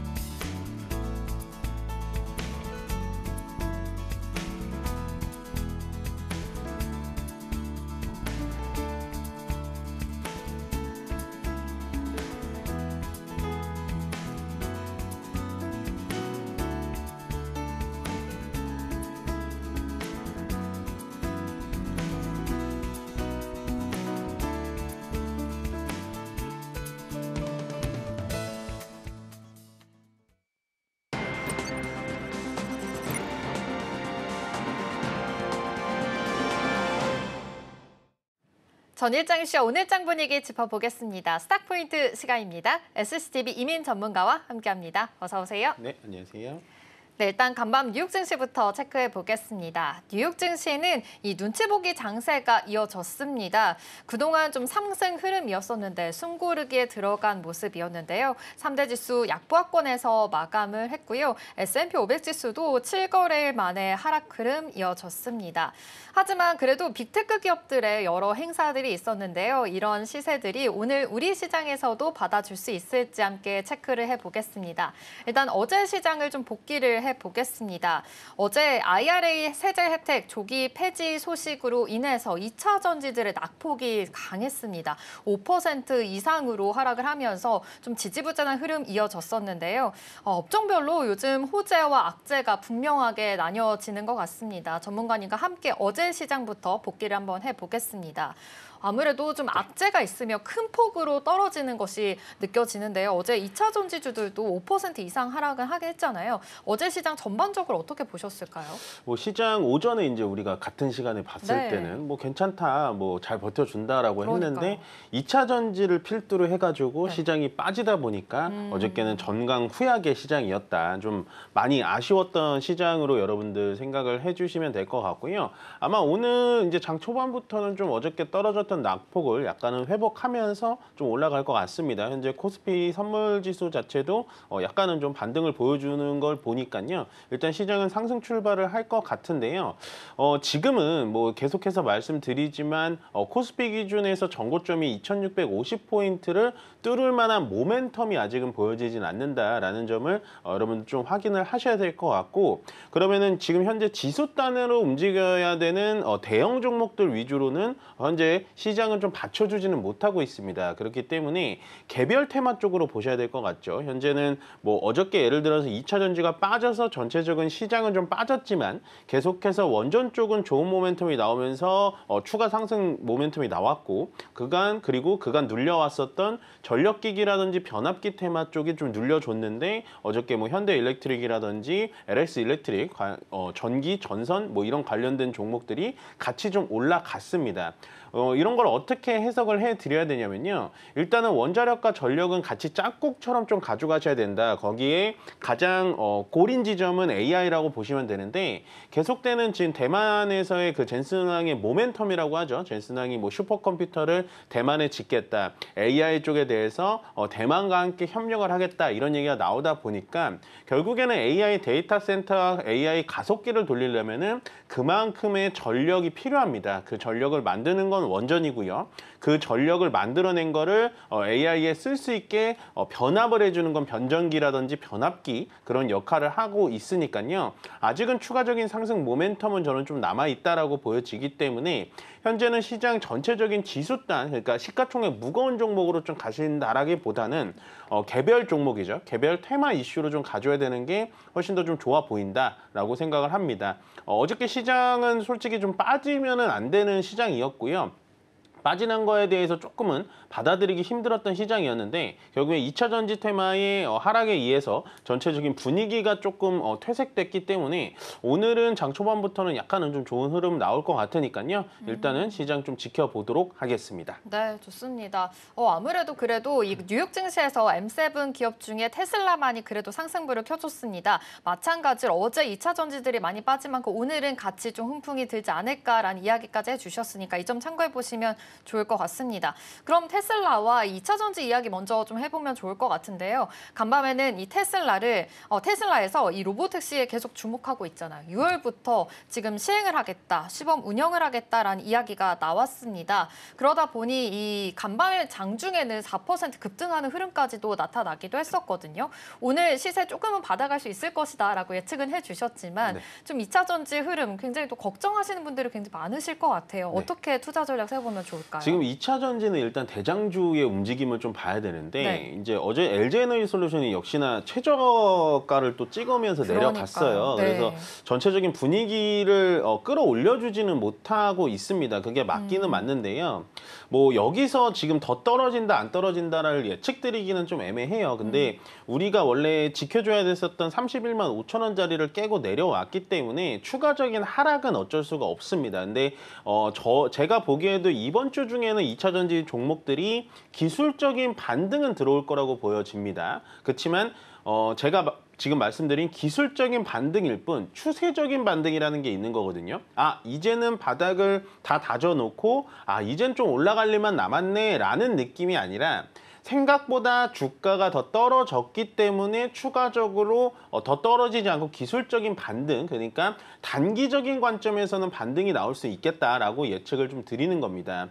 그만큼 현재 2차 전지가 LG에너지솔루션을 필두로 전체적으로 다 신저가로 또 내려가고 있고 거기 상태에서 뭐 포스코 퓨처엠이라든지 삼성 SDI의 유상증자까지 나오다 보니까 전체적인 투심이 많이 얼어붙어 있다라고 보여지시면 될 것 같고요. 어저께 2차 전지 중 종목들이 이제 떨어진 이유는 일단 첫 번째, 제가 봤을 땐 아직 통과되지는 않았습니다만은 미국의 IRA 법안에 대해서 또 뭐 전기차 세액공제를 폐지하겠다 아니면은 현재 뭐 2030 몇 년까지 이어졌던 거를 내년이면 끝내겠다 뭐 이런 얘기가 나오다 보니까 가뜩이나 체력이 약해져 있는 2차 전지 테마들이 한 번 더 좀 맞은 느낌이라고 보시면 될 것 같습니다. 거기에 따라서 다행인 거는 어저께 이제 거래를 동반하면서 2차 전지 종목들이 다 같이 떨어진 건 아니기 때문에 제가 봤을 땐 기술적 반등은 좀 조만간 이번 주 내로 좀 나올 것 같고요. 그다음에 두 번째 2차 전지 종목들이 이제 어저께 신저가를 쓴 이유는 제가 봤을 때 이게 이유가 더 큰 것 같아요. CATL이 이제 홍콩 증시에 상장이 됐는데요. 여러분들 CATL이라는 종목, 그러니까 중국 배터리 종목인데 현재 이제 중국 기술이 우리나라 기술보다 과연 얼마나 더 잘 나가겠어라고 하실 수는 있는데요. 우리가 이럴 때는 항상 수치를 보자. 그냥 기사, 그냥 꿈, 뭐 그냥 우리의 이상향 이런 거 보지 말고 정확한 수치를 보시면 될 것 같은데요. 이 CATL이라는 배터리 회사는요. 전 세계 글로벌 점유율 38%로 1위입니다. 현재 1위예요. 2위가 비아디, 3위가 LG에너지솔루션이에요. 근데 1위, 2위, 3위의 격차 차이가 굉장히 큽니다. 그만큼 CATL이라는 그 배터리 회사 자체는요. 기술력은 현재 유럽, 미국, 뭐 우리나라까지 전체적으로 다 펼쳐 있는 거기 때문에 CATL이 홍콩 증시에 상장이 돼 있어서 어떻게 보면 현재 2차 전지를 투자하는 투심이 이제는 CATL도 홍콩 증시에 상장돼 있으니까 직접적으로 우리가 투자할 수 있구나. 실질적으로 국내 투자자들도 홍콩 증시로 가시면 CATL을 살 수 있는 거거든요. 그렇기 때문에 현재 LG에너지솔루션, SDI, SK이노베이션에 조금 더 안 좋은 악영향을 끼친 겁니다. 여기에 관심을 안 두고 그래도 배터리면은 글로벌 1위인 CATL로 가는 게 낫지 않을까라고 하면서 투심이 어느 정도 좀 옮겨지면서 어저께 좀 악재가 두 가지가 반영된 배터리의 주가가 아닐까라고 생각합니다. 네, 우리나라 시장에게는 참 안타까운 좀 이런 CATL 등장인 것 같은데요. 지금 이런 아쉬움이 있긴 하지만 저는 개인적으로 궁금한 게 사실은 AI 관련해서 계속 지금 모멘텀이 있는 상황인 거고 자율주행 이야기고 나오고 있으면 전고체 배터리에도 그래도 관심이 가지기 마련인데 이쪽으로는 좀 같이 시세 받아가는 흐름은 다른 건가요? 배터리 쪽에서 봐야 될 거는 전고체 배터리 쪽이 확실히 모멘텀이 있을 수는 있어요. 네. 얘기를 잘 해주셨는데 중요한 건 뭐냐면 이 전고체 배터리가 가장 잘 만들고 현재 가장 이제 발전이 앞서 기술이 앞서 있는 데는 삼성 SDI라는 네. 기업이거든요. 근데 양산이 2030년이에요. 그러니까 너무 긴 거죠. 그러니까 꿈의 배터리기도 하고 앞으로 지금 현재 배터리 화재라든지 충전 속도, 그다음에 배터리의 이 방전량 뭐 이런 거를 상당히 확대시켜 가지고 굉장히 기술력은 많이 뛰쳐났는데요. 현재 기준에서는 가격도 너무 비싸고 그다음에 SDI가 양산을 할 수 있는 기술을 가진 건 아닙니다. 그래서 2030년 양산 계획을 갖고 있다라는 거에 대해서 지금 섣불리 이제 뭐 그렇다고 해서 전고체 배터리 SDI야라고 해서 SDI에 지금부터 들어가는 거는 저는 좀 좋지 않다라고 보여지고요. 아직까지도 2차 전지는 뭐 이번 주 내에 제가 기술적 반등이 나온다라고 말씀은 드렸습니다만은 현재 보유하고 계신 분들에 대해서는 아직도 좀 보수적으로 보는 게 훨씬 더 맞는 방법이다라고 생각합니다. 네. 이 전고체 배터리 쪽으로는 그래도 충분한 모멘텀은 있지만 2030년이라는 점에서 좀 시간이 오랜 기간 남아있기 때문에 이쪽으로는 좀 보수적인 관점 이야기해 주셨습니다. 참고해 보시면 좋을 것 같습니다. 어제 장 마치고 시간의 거래에서 좀 튄 종목이 있어서 여쭙겠습니다. 바로 코로나19 확산에 대한 우려가 있어서 지금 관련 종목들이 좀 시세를 보였었는데 수젠텍도 9% 상승했고 셀리드 쪽에서도 지금 10% 강세 흐름 이어졌습니다. 사실 어제도 잠깐 코로나19 관련해서도 우리 장중 전략으로도 이야기를 했었는데 우리가 대응해 볼 만한 그런 섹터는 아니다라고 말씀을 해주셨거든요. 네. 근데 어제 시간에서 좀 튄 만큼 오늘은 좀 바라봐도 괜찮은 건지 좀 더 궁금해요. 일단은 오늘 오전에는 이런 종목들이 튈 거예요. 뭐 시젠, 수젠텍, 뭐 SD바이오센서 어저께 시간에 거의 상한가 갔던 종목들인데 네. 제가 이 종목을 이제 이 섹터, 코로나 진단키트 섹터를 좀 보지 말자라고 말씀드린 건 뭐냐면 뭐 일단은 좋은 일은 아니에요. 뭐 사람이 죽고 뭐 어디에 이제 코로나가 터져가지고 사망자 수가 늘고 치사율이 늘어나고 이런 테마로 이 주식을 뭐 하는 거는 저는 별로 좋아 보이진 않는다라고 말씀을 드리고요. 물론 오늘 이제 반등이 나올 겁니다. 이 진단키트라든지 전체적인 뭐 이 코로나 백신을 만드는 회사들이 반등은 나올 텐데요. 제가 말하는 포인트는 뭐냐면 이거를 신규 진입해가지고 뭐 단기적으로 어떻게 매수를 해서 수익을 내겠다라는 의미보다는 현재 이 진단키트 관련된 종목들에 물려 계신 개인 투자자들이 굉장히 많으세요. 그래서 그러니까요. 이번 타이밍일 때 한번 이렇게 주가가 쭉 올라가지고 이상 외로 좀 주가가 오버 슈팅이 좀 나올 때 좀 탈출의 기회로 삼으시는 게 훨씬 더 좋다라고 보여지고요. 저는 뭐 아직까지도 뭐 이쪽의 질병 테마에 대해서는 크게 뭐 이렇게 긍정적인 뷰를 드리기는 조금 어렵다라고 말씀드리겠습니다. 네, 좋습니다. 아무래도 좀 물려 계시는 분들이 계시지만 이렇게 시세가 나올 때 오히려 좀 매도 기회 좀 잡아보시면서 보수적인 입장까지 알려주셨으니까 이 점도 참고해 보시면 좋을 것 같습니다.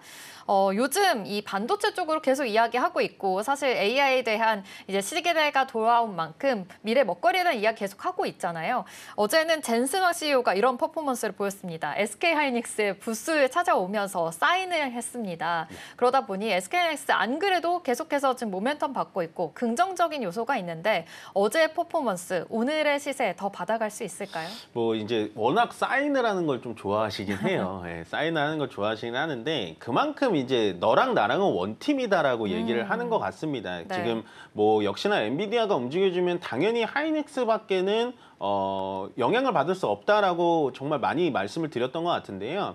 그만큼 현재 지금 AI 쪽에 대해서는 하이닉스를 같이 데리고 갈 수밖에 없습니다. 뭐 현재 뭐 여러분들 다들 아시다시피 엔비디아가 만드는 GPU의 모든 HBM은 하이닉스가 납품을 하고 있는 거고요.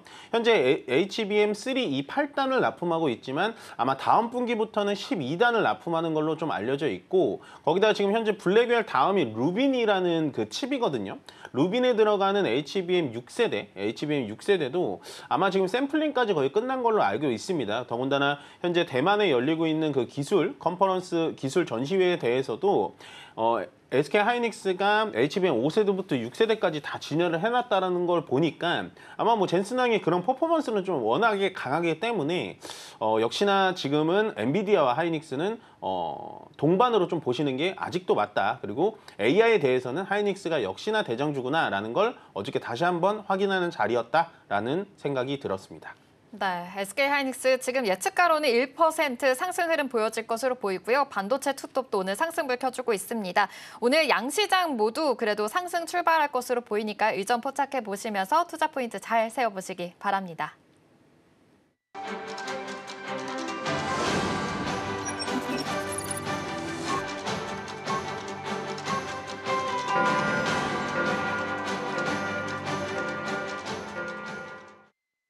(5월 21일) 수요일 우리 시장 문 힘차게 열었습니다. 간밤 뉴욕 증시는 일제히 3대 지수가 하락 마감했습니다. 어제 우리 시장도 전강 후 약의 장세를 보였는데요. 무디스발 충격을 소화해내나 싶었는데 오후 들어서는 아쉬운 흐름이 이어졌습니다. 코스피는 반도체 투탑이 선방을 하긴 했지만 대부분의 시총 상위주들이 좀 부진한 모습을 보여주면서 간신히 2600선을 지켰고요. 약보합권에서 마감을 했습니다. 코스닥은 화장품이나 엔터 쪽으로 매수세 강하게 들어왔지만 2차 전지주가 발목을 잡으면서 지수 상승을 제안했는데요. 오늘 결과는 어떻게 나올지 이어서 개장 분위기도 살펴보도록 하겠습니다. 현재 코스피, 코스닥 양시장 모두 상승 출발하고 있습니다. 코스피는 0.5%가량 상승해주면서 2614선 지나가고 있고요. 코스닥은 0.68% 오름세 보이면서 720선 지나가고 있습니다. 그렇다면 이어서 시총 상위주들의 움직임 체크해 보겠습니다. 먼저 코스피 시장입니다. 네, 현재 삼성전자와 SK하이닉스 역시나 빨간불 켜내고 있습니다. 삼성전자는 0.72% 상승해준 모습인데요. 간밤 엔비디아와 필라델피아 반도체 지수는 모두 하락세를 보였습니다. 하지만 오늘 국내 반도체주들은 그래도 빨간불 켜내는 모습입니다. 또 삼성전자는 닌텐도 스위치2의 메인칩 생산을 삼성전자가 맡게 됐습니다. 기존에 맡았던 TSMC가 아닌 삼성전자가 선택을 받은 건데요. 내년 3월까지 닌텐도 스위치2를 2천만 대 이상을 좀 생산할 계획이라고 하니까 삼성 파운드리 사업에도 좀 도움이 될 것으로 보여지고 있습니다. SK하이닉스 0.7%가량 오름세 나타내면서 20만 3천 원 선 지나가고 있습니다. 컴퓨텍스 2025에 참가하고 있는 SK하이닉스인데요. 이 하이닉스 부스에 젠스낭 CEO가 어제 방문을 했습니다. 우리는 원팀이다. 또 HBM4가 참 아름답다라는 멘트를 남기기도 했는데 올 하반기에 하이닉스가 HBM4 양산에 성공을 하게 된다면 엔비디아의 납품은 무난히 진행될 것으로 보여지고 있습니다. 또 삼성바이오로직스 0.68% 상승세 보여주고 있고요. LG에너지솔루션의 경우에는 0.18% 강보합권 흐름 지나가고 있습니다. 어제장에서 좀 많이 빠지는 모습을 보였습니다. 4%가량 떨어졌었는데 아무래도 미 하원 공화당에서 IRA 세액공제에 대해서 당초보다 더 빠르게 없앨 가능성을 계속해서 시사를 하면서 2차 전지주들 부진한 모습 보였습니다. 지난 16일에 처음으로 30만 원 선 이탈한 이후에 계속해서 약세를 보였고 어제장에서는 또 최저가를 기록하기도 했었는데 오늘 장에서는 다행히 0.5%가량 올라주는 모습 보여주고 있고요. 하나 에어로스페이스 시총 5위로 등극했습니다. 1%가량 오름세 나타내면서 좋은 흐름 보여주고 있습니다. 어제장에서는 조금 조정을 받는 모습을 보이기도 했습니다. 아무래도 올해 들어서 급등세를 보였던 방산주인 만큼 좀 조정을 보인 모습 포착이 됐는데 증권가에서도 현재 방산주가 중단기 과열 국면으로 주가가 비싸다라는 분석과 또 글로벌 군비 경쟁의 수혜를 입을 것이다라는 기대 속에서 좀 엇갈린 흐름을 보이기도 하고 있습니다. 하지만 오늘 장 안에서 상승세 나타내고 있다는 점 파악해 보실 수가 있겠고요. 이어서 살펴보도록 하겠습니다. 오늘 현대차 0.3%가량 빠지고 있습니다. 18만 원 선 지나가고 있는데요. 현대차는 아이오닉5와 코나 일렉트릭 등 일부 전기차 생산을 또 일시 중단했습니다. 아무래도 전 세계적인 전기차 수요 침체 흐름 속에서 생산 라인 조정에 나선 겁니다. 오늘 장 안에서도 쉬어가는 흐름 포착되고 있고요. KB금융과 삼성전자 우선주 오늘 상승세 보여주고 있고 기아는 보합권 흐름 지나가고 있습니다. HD현대중공업도 1.6%가량 올라주면서 오늘 조선 쪽으로도 좋은 모습 포착되고 있습니다. 그렇다면 이어서 코스닥 시장으로 이동해 보도록 하겠습니다. 현재 알테오젠과 HLB, 제약바이오주들의 흐름 좋습니다. 알테오젠 1.4%가량 상승해주고 있고요. HLB도 1% 가까운 오름세 기록하면서 5만 3천 원 선 지나가고 있습니다. 또 오늘 에코프로 그룹주들에게도 매수세가 들어오고 있습니다. 강보합권의 흐름이긴 하지만 0.7에서 9%가량 오름세 기록하고 있는데요. 아무래도 역시나 이 미국 세액공제 축소에 따른 실적 우려 속에서 조금은 위축받는 2차 전지주였는데 오늘 안에서는 저가 매수세 유입되고 나타내고 있는 모습 포착할 수 있습니다. 레인보우 로보틱스도 0.18%가량 강보합권의 흐름 지나가고 있고요. 이어서 살펴보도록 하겠습니다. 네, 오늘 전반적으로 코스닥 시장 분위기가 좋습니다. 휴젤과 파마 리서치 그리고 클래시스 이렇게 미용 의료기기 단도 오늘 장안에서는 강한 시세 보여주고 있는데요. 특히나 휴젤 같은 경우에는 10% 가까운 급등세 현재 보여주고 있습니다. 지금 4%로 다시 조정을 받는 모습도 나오고 있는데 클래시스의 경우에는 고주파 리프팅 기기 볼뉴머가 미국에 이어서 유럽에서도 인증기기, 의료기기 인증을 획득했다라는 소식과 함께 좋은 흐름 이어지고 있습니다. 또 지난달에는 사상 최대치를 기록한 외국인들의 K-의료 쇼핑이 이어졌는데요. 그렇기 때문에 K-뷰티 업계들은 계속해서 기업 가치를 재평가받고 있는 중입니다. 오늘 장 안에서도 좋은 흐름 이어지고 있고요. 펩트론의 경우에는 0.75% 역시나 상승세 나타내고 있고 리가켄바이오도 0.28%가량 오름세 나타내고 있습니다. 리가켄바이오 한밀정밀화학과 ADC 플랫폼 위스탁 계약 체결 소식에 어제장에서도 7%가량의 강세 나타냈습니다. 오늘 장 안에서도 0.28% 추가 상승분 이어가고 있습니다. 지금까지 시장 상황 전해드렸습니다. 네, 5월 21일 수요일 우리 시장 개장했습니다. 그래도 우리 시장 양시장 분위기 나쁘지 않습니다. 코스피 0.5% 상승하고 있고요. 코스닥도 0.7% 상승 흐름 이어지고 있습니다. 다만 선물 시장에서 외국인만이 지금 매수이 보이고 있다는 점 체크해 보시면 좋을 것 같은데요. 지금 속보가 나왔습니다. 수출 데이터에서 지금 무역 적자 3억 달러를 지금 달성했다라는 소식이 나오면서 사실은 조금 무역 수출에 대해서는 좋지 못한 지금 데이터가 나왔다는 점 포착해 보시면 좋을 것 같습니다. 멘토님 지금 봤을 때는 우리 시장 그래도 어제와 비교했을 때 좀 나쁘지 않게 흘러가고 있는 것 같은데 지금 시장 분위기 어떨까요? 사실은 어저께도 이러다가 이제 후반에 빠졌거든요. 네. 그건 뭐 이제 시가총액이 큰 2차 전지가 빠져서 전체적인 분위기를 훼손했다라고 말씀드렸다시피 오늘도 어저께와 같이 뭐 시가총액 큰 친구들이 그러한 일이 일어나지 않으면 뭐 이 상태에서는 좀 올라가는 게 맞다라고 보여집니다. 그래서 저는 2,650포인트 코스피 기준의 2,650포인트까지는 충분히 올라갈 수 있는 모멘텀은 있다라고 보여지고요. 다만 그 이상으로 올라가려면 늘 말씀드렸다시피 시가총액이 큰 반도체 테마 쪽으로 좀 시장이 움직여줘야 된다라는 생각을 하고요. 오늘은 이틀 연속 조정을 받아왔던 우리나라 시장이 드디어 좀 기지개를 피는 그런 흐름을 보여주고 있고 강한 역시 섹터는 뭐 방금 개장 전에 말씀드렸다시피 진단키트 관련된 종목들이 많이 올라가고 있습니다. SD바이오센서, 뭐 네이처셀, 뭐 이런 건 진단키트는 아닙니다만 코로나 관련된 종목들이 많이 올라가지고 있다라고 보시면 될 것 같고요. 코스피 200 종목 중에서는 뭐 SK바이오사이언스라는 종목이 뭐 승소했다라는 얘기가 나오면서 전체적으로 좀 상승을 해주고 있는데 화이자에 대해서 백신 특허 침해 소송에 승소를 했고 거기다 이제 여러분 아시다시피 SK바이오사이언스는 현재 제조는 하고 있지는 않습니다만 코로나 백신 원래 유일하게 제조했었던 그런 업체이기 때문에 오늘 추가 상승이 나왔다라고 보여주시면 될 것 같고요. 시장이 정상화가 되다 보니까 기존에 강했던 섹터들이 또 올라가지고 있습니다. 조선 테마주들이 눌러줬다가 올라가는 흐름, 거기다가 방산 쪽 계속해서 보자라고 말씀드렸는데 기존에 갔었던 주도 테마들이 다시 한번 돈이 몰리면서 올라가는 좀 좋은 흐름을 보여주고 있는 것 같고요. 거기다가 지금 오늘은 코스닥이 현재 코스피보다는 좀 탄력이 좋은 흐름이 보여주는 이유가 뭐냐? 전체적으로 지금 제약바이오 쪽에 대해서도 그간 눌려왔던 부분이 다시 올라가면서 코스닥 쪽이 코스피보다는 좀 강한 흐름 보여주고 있는 것 같고요. 반대급부적으로 테마적으로 본다면 역시나 오늘 제일 강한 거는 지금 코로나 관련된 백신 관련된 종목들, 그다음 진단키트들이 올라가고요.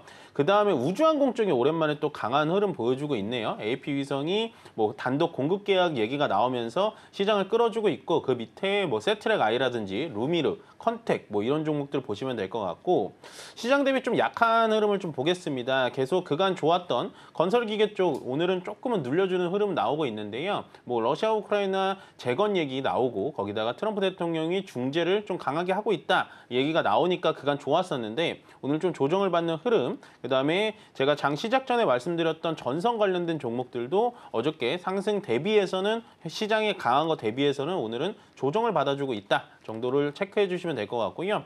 수급은 현재는 뭐 그렇게 크게 어떤 수급이 크게 들어오고 있다라는 느낌은 들고 있진 않습니다만 선물 쪽에서 외국인들이 1,600계약 정도 들어온다라는 건 결국엔 시장은 2,600 이상 자리에서 계속해서 버텨줄 가능성이 높다라고 말씀을 드리고 싶고 현재 원달러 환율도 1,388원까지 떨어졌습니다. 계속해서 원화가 강세에 이어가면은 결국에는 우리나라 같은 신흥국들의 외국인들의 매수세가 들어올 수밖에 없는 거기 때문에 전체적으로 외국인들이 수급이 이런 식으로 계속해서 나아진다면 지수는 뭐 조금은 답답할 수는 있을지언정 계속해서 상승 추세는 이어갈 수 있을 것 같다라고 정리해 드리겠습니다. 네, 어제 시장은 전강 후 약이었는데 오늘 시장은 그래도 끝까지 좀 잘 가기를 바라는 마음을 담아서 일단은 지금 반도체 투톱이 잘 가야 또 시장을 이끌어준다라고도 말씀을 해주셨는데요. 사실 SK하이닉스에 대해서는 이런 기대 모멘텀은 계속해서 이야기해 드렸었잖아요. 근데 삼성전자에서도 오랜만에 좋은 이야기 나왔습니다. 역시나 이 파운드리 사업 쪽으로 계속 이끌고 가야 되는 걸까요? 지금 닌텐도 메인칩 생산을 맡았다라는 네네네. 소식이 나왔습니다. 네. 어떻게 보면 좋을까요? 그러니까 삼성전자는 지금 이렇게 해야 돼요. 그러니까 제가 원하는 삼성전자의 움직임은 바로 이런 거예요. 역시 파운드리. 네, 그렇죠. 네. 그러니까 원래 잘하던 반도체 그리고 파운드리를 잘해야 네. 기초 체력이 좋아진다라는 거죠. 갤럭시를 아무리 잘 또 치더라도 가전업체이기도 하지만 그래도 원래 본업을 잘해야 한 다음에 가전업체를 또 잘해야지 주가가 상승의 모멘텀이 나오는데 저는 이제 닌텐도 칩 지금 주가적인 부분에서는 삼성전자가 뭐 폭등하고 뭐 이런 느낌은 아닙니다만 저는 그래도요 파운드리 쪽에서 계속해서 중소업체 쪽 그다음에 중국 쪽에 뭐 좀 작은 업체 쪽들의 파운드리를 만들어줬을 삼성전자가 이번엔 그래도 그 닌텐도라는 일본의 게임 업계에서는 그래도 가장 큰 기업이거든요. 그렇기 때문에 이번에는 좀 고객 정도에 대해서도 좀 대고객, 그러니까 큰 고객을 한번 파운드리로 좀 삼아봤다라는 거는 저는 상당히 좀 큰 발전이라고 보여집니다. 이번에 만약에 닌텐도의 반도체 칩에 대해서 파운드리 사업을 좀 성공적으로 진행하게 된다면 앞으로 더 큰 회사들에 대해서 파운드리는 또 확대할 수 있지 않을까라는 생각이 들기 때문에 저는 삼성전자의 이런 지금 횡보, 약간의 뭐 닌텐도 같은 큰 고객사들을 좀 수주하는 그런 횡보를 상당히 아직도 좀 자리에 지켜서 좀 응원하는 입장에서 상당히 좀 좋은 모멘텀이 되지 않을까라고 의견 드리도록 하겠습니다. 네, 이런 닌텐도 스위치 2 메인칩 생산이라는 수주를 따오면서 파운드리 쪽으로는 그래도 더 실적 모멘텀이 있으니까 이 점도 포착해 보시면 좋을 것 같습니다. 요즘 신규 상장주들의 급등이 눈에 띕니다. 네. 어제도 이야기해 드렸었지만 바이오 비주 신규 상장하면서 이 정규장에서 101% 급등하는 흐름까지 가졌습니다. 이번 주 금요일에는요 화장품주 이 달바 글로벌이 상장을 합니다. 사실 많은 여성분들은 지금 기대를 하고 계실 것 같은데 이쪽으로도 역시나 좀 뷰티 쪽 굉장히 상승 흐름 좋다라고도 말씀해 주셨고 이런 흐름 때 이렇게 상장하는 것도 굉장히 중요하다라고 어제 언급을 해 주셨잖아요. 역시 달바 쪽으로도 계속해서 잘 가는 흐름 이어질까요? 저는 좀 많이 올라갈 것 같아요. 상장이 되고 나서 어떻게 될지 모르겠지만 네. 어쨌든 금요일 날 상장되면은 좀 많이 관심을 받을 것 같고 현재 뭐 바이오 비주 같은 종목들은 뭐 필러 쪽이라고 본다면 달바 글로벌은 좀 유명하잖아요. 여성분들 앵커님도 좀 아시잖아요. 그렇죠. 예, 뭐 승무원 미스트라고 해가지고 네. 써보면 좋다라고 하는데 그래서 달바 글로벌은 이제 개인 투자자들이 많이 인기가 있고 좀 어느 정도 많이 알려진 그런 브랜드이기 때문에요. 아마도 시장에 들어오게 되면은 단기간 내에 정말 인기가 좀 많아질 것 같고요. 저는 달바 글로벌이라는 그 회사 자체는 잘 몰랐는데 이번에 상장되고 나서 이 달바 글로벌에 대해서 조금 긍정적인 시선을 좀 갖게 됐습니다. 되게 좀 특이한 시도를 많이 한다라고 보시면 됩니다. 여러분들이 만약에 달바 글로벌을 한 주라도 갖고 있으면요. 달바 글로벌이 현재 팔고 있는 제품의 50%를 할인해서 사실 수가 있어요. 그만큼 우리 회사 주주에 대해서는 이만큼 챙기겠다라고 하는 게 달바 글로벌 신규 상장주의 팩이라고 볼 수가 있는 거겠죠. 그만큼 기존의 주주 환원 정책이었던 배당금이라든지 뭐 배당소득세 제거라든지 뭐 이런 것도 좋기는 한데 실질적으로 우리 물건을 사셔가지고 저렴한 가격에 사셔서 써보는 것도 좋다라고 생각을 합니다. 그래서 50%는 너무 싼 거 아니야라고 생각을 했는데 기존에 현재 뭐 인터넷 사이트나 이런 데 최저가 최저가보다도 20%까지는 싸게 살 수 있는 주주 환원 정책을 좀 펼치고 있다는 점 상당히 특이하다라고 보여지고요. 거기다가 달바글로벌 공식 사이트에 들어가면 주주 인증만 하면은 78,000원 상당의 뭐 이런 모음 세트라고 하죠. 화장품 세트까지 좀 준다고 하니까 네. 달바글로벌의 이런 움직임 앞으로도 괜찮을 것 같고요. 그럼 달바글로벌만 이렇게 진행했던 거 아닐까라고 생각하실 수 있는데 실질적으로 일본의 도요타 같은 회사들은 이미 주주에 대해서 이런 식으로 바우처를 주면서 좀 정책을 실행하고 있고 여러분들 유니클로라는 기업 아시죠? 그 기업들도 어느 정도 주주가 되면요. 좀 장기 주주가 되면 유니클로의 제품을 살 수 있는 바우처까지 제공하는 그런 주주 환원 정책을 진행하고 있으니까 이번 달바글로벌의 이런 좀 특이한 주주 환원 정책이 앞으로 우리 국내 시장에 분명히 훈풍을 가져올 수 있다라고 정리해 드리겠습니다. 네, 좋습니다. 지금 이번 주 금요일 달바 글로벌 지금 상장을 앞두고 있는데 주주 환원 정책을 그래도 이미 하고 있는 기업들도 있는 만큼 이쪽으로도 계속 상승 모멘텀이 있고 긍정적인 이야기까지 해주셨으니까요. 투자 포인트 잘 세워보시면 좋을 것 같습니다. 스탁 포인트는 여기서 마무리하도록 할게요. SCTV 이민 전문가와 함께했습니다. 고맙습니다. 네, 고맙습니다.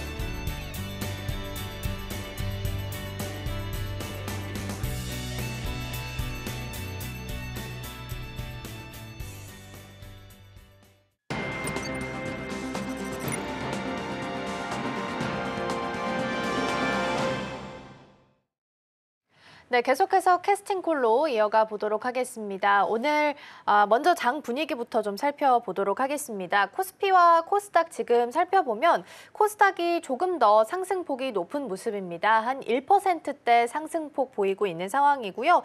외국인 투자자가 오늘은 이쪽에서 좀 덜어내는 모습을 보이고 있고 코스피 쪽에서는 0.89% 강보합 수준 흘러갑니다. 외국인과 기관 쪽에서 같이 담아가고 있는 부분도 함께 확인되고 있고요. 일단 다행인 부분은 오늘 선물 쪽에서도 플러스권 찍히면서 일단은 계약이 좀 들어오고 있는 것으로 확인이 됩니다. 어제 미국 시장이 양시장 3대 지수 모두 다 일단은 소폭이지만 하락세로 마무리를 좀 지었었는데 오늘 우리 시장은 이와는 좀 다르게 그래도 긍정적인 흐름을 보이면서 움직임 체크가 됩니다. 코스닥에서 외국인 투자자가 매도라서 살짝 아쉽긴 합니다만 그래도 현물 선물 다 들어오고 있다는 부분 확인되고 있습니다.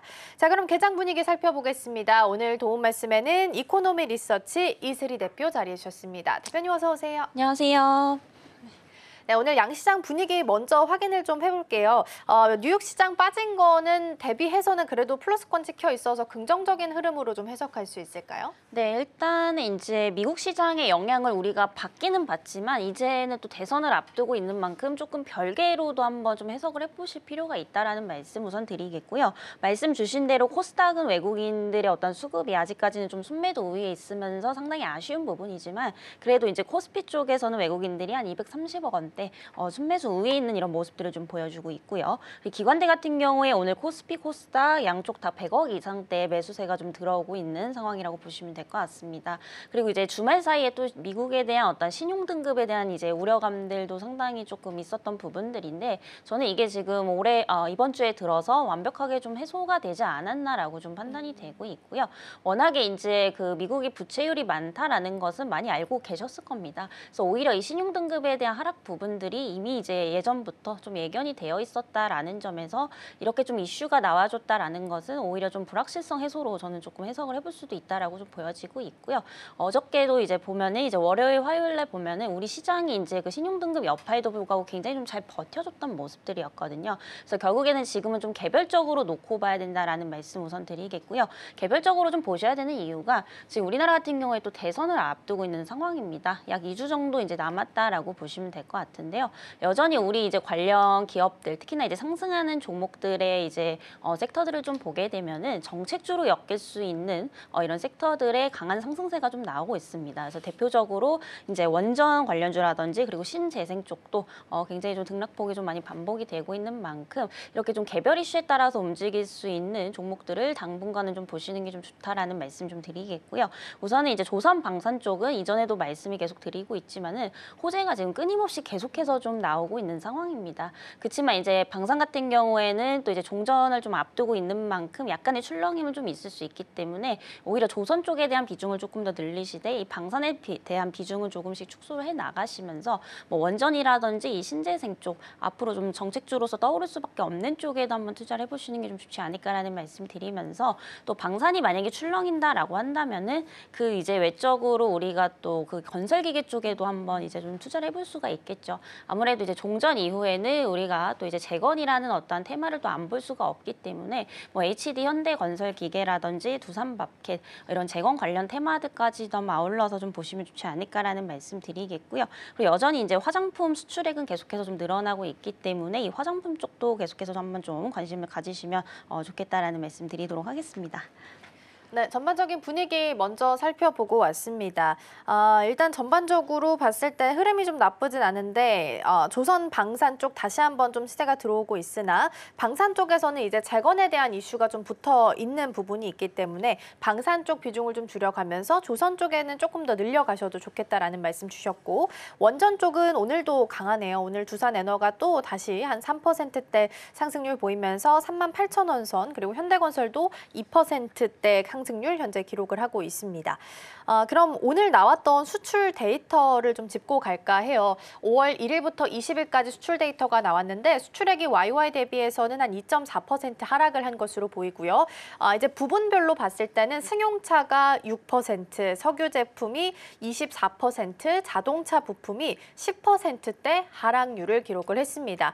아무래도 이 세 섹터 모두 다 관세의 영향에서 빼놓을 수 없는 쪽이다 보니까 수치상 마이너스 폭이 좀 많이 커진 것 같거든요. 그래서 대표님 여전히 관세 영향 쪽에 있는 뭐 철강이나 자동차 쪽은 아무리 가격이 싸고 아무리 저평가라고 해도 일단 이런 수치를 봤을 때는 아직이라는 사인을 좀 주실까요?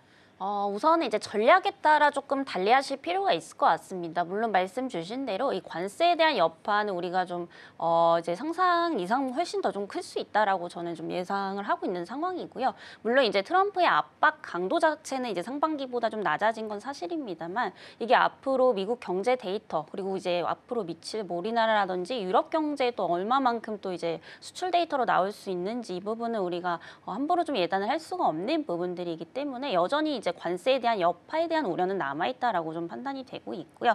말씀 주셨다시피 수출 데이터를 좀 보게 되면은 가장 좀 타격이 큰 게 저는 좀 자동차가 아닐까 싶습니다. 그리고 실질적으로 지금 이제 4월 달에 어떤 대미 수출을 좀 보게 되면은 특히 자동차 쪽이 이제 20% 급감하는 이런 모습들을 좀 보여줬었고요.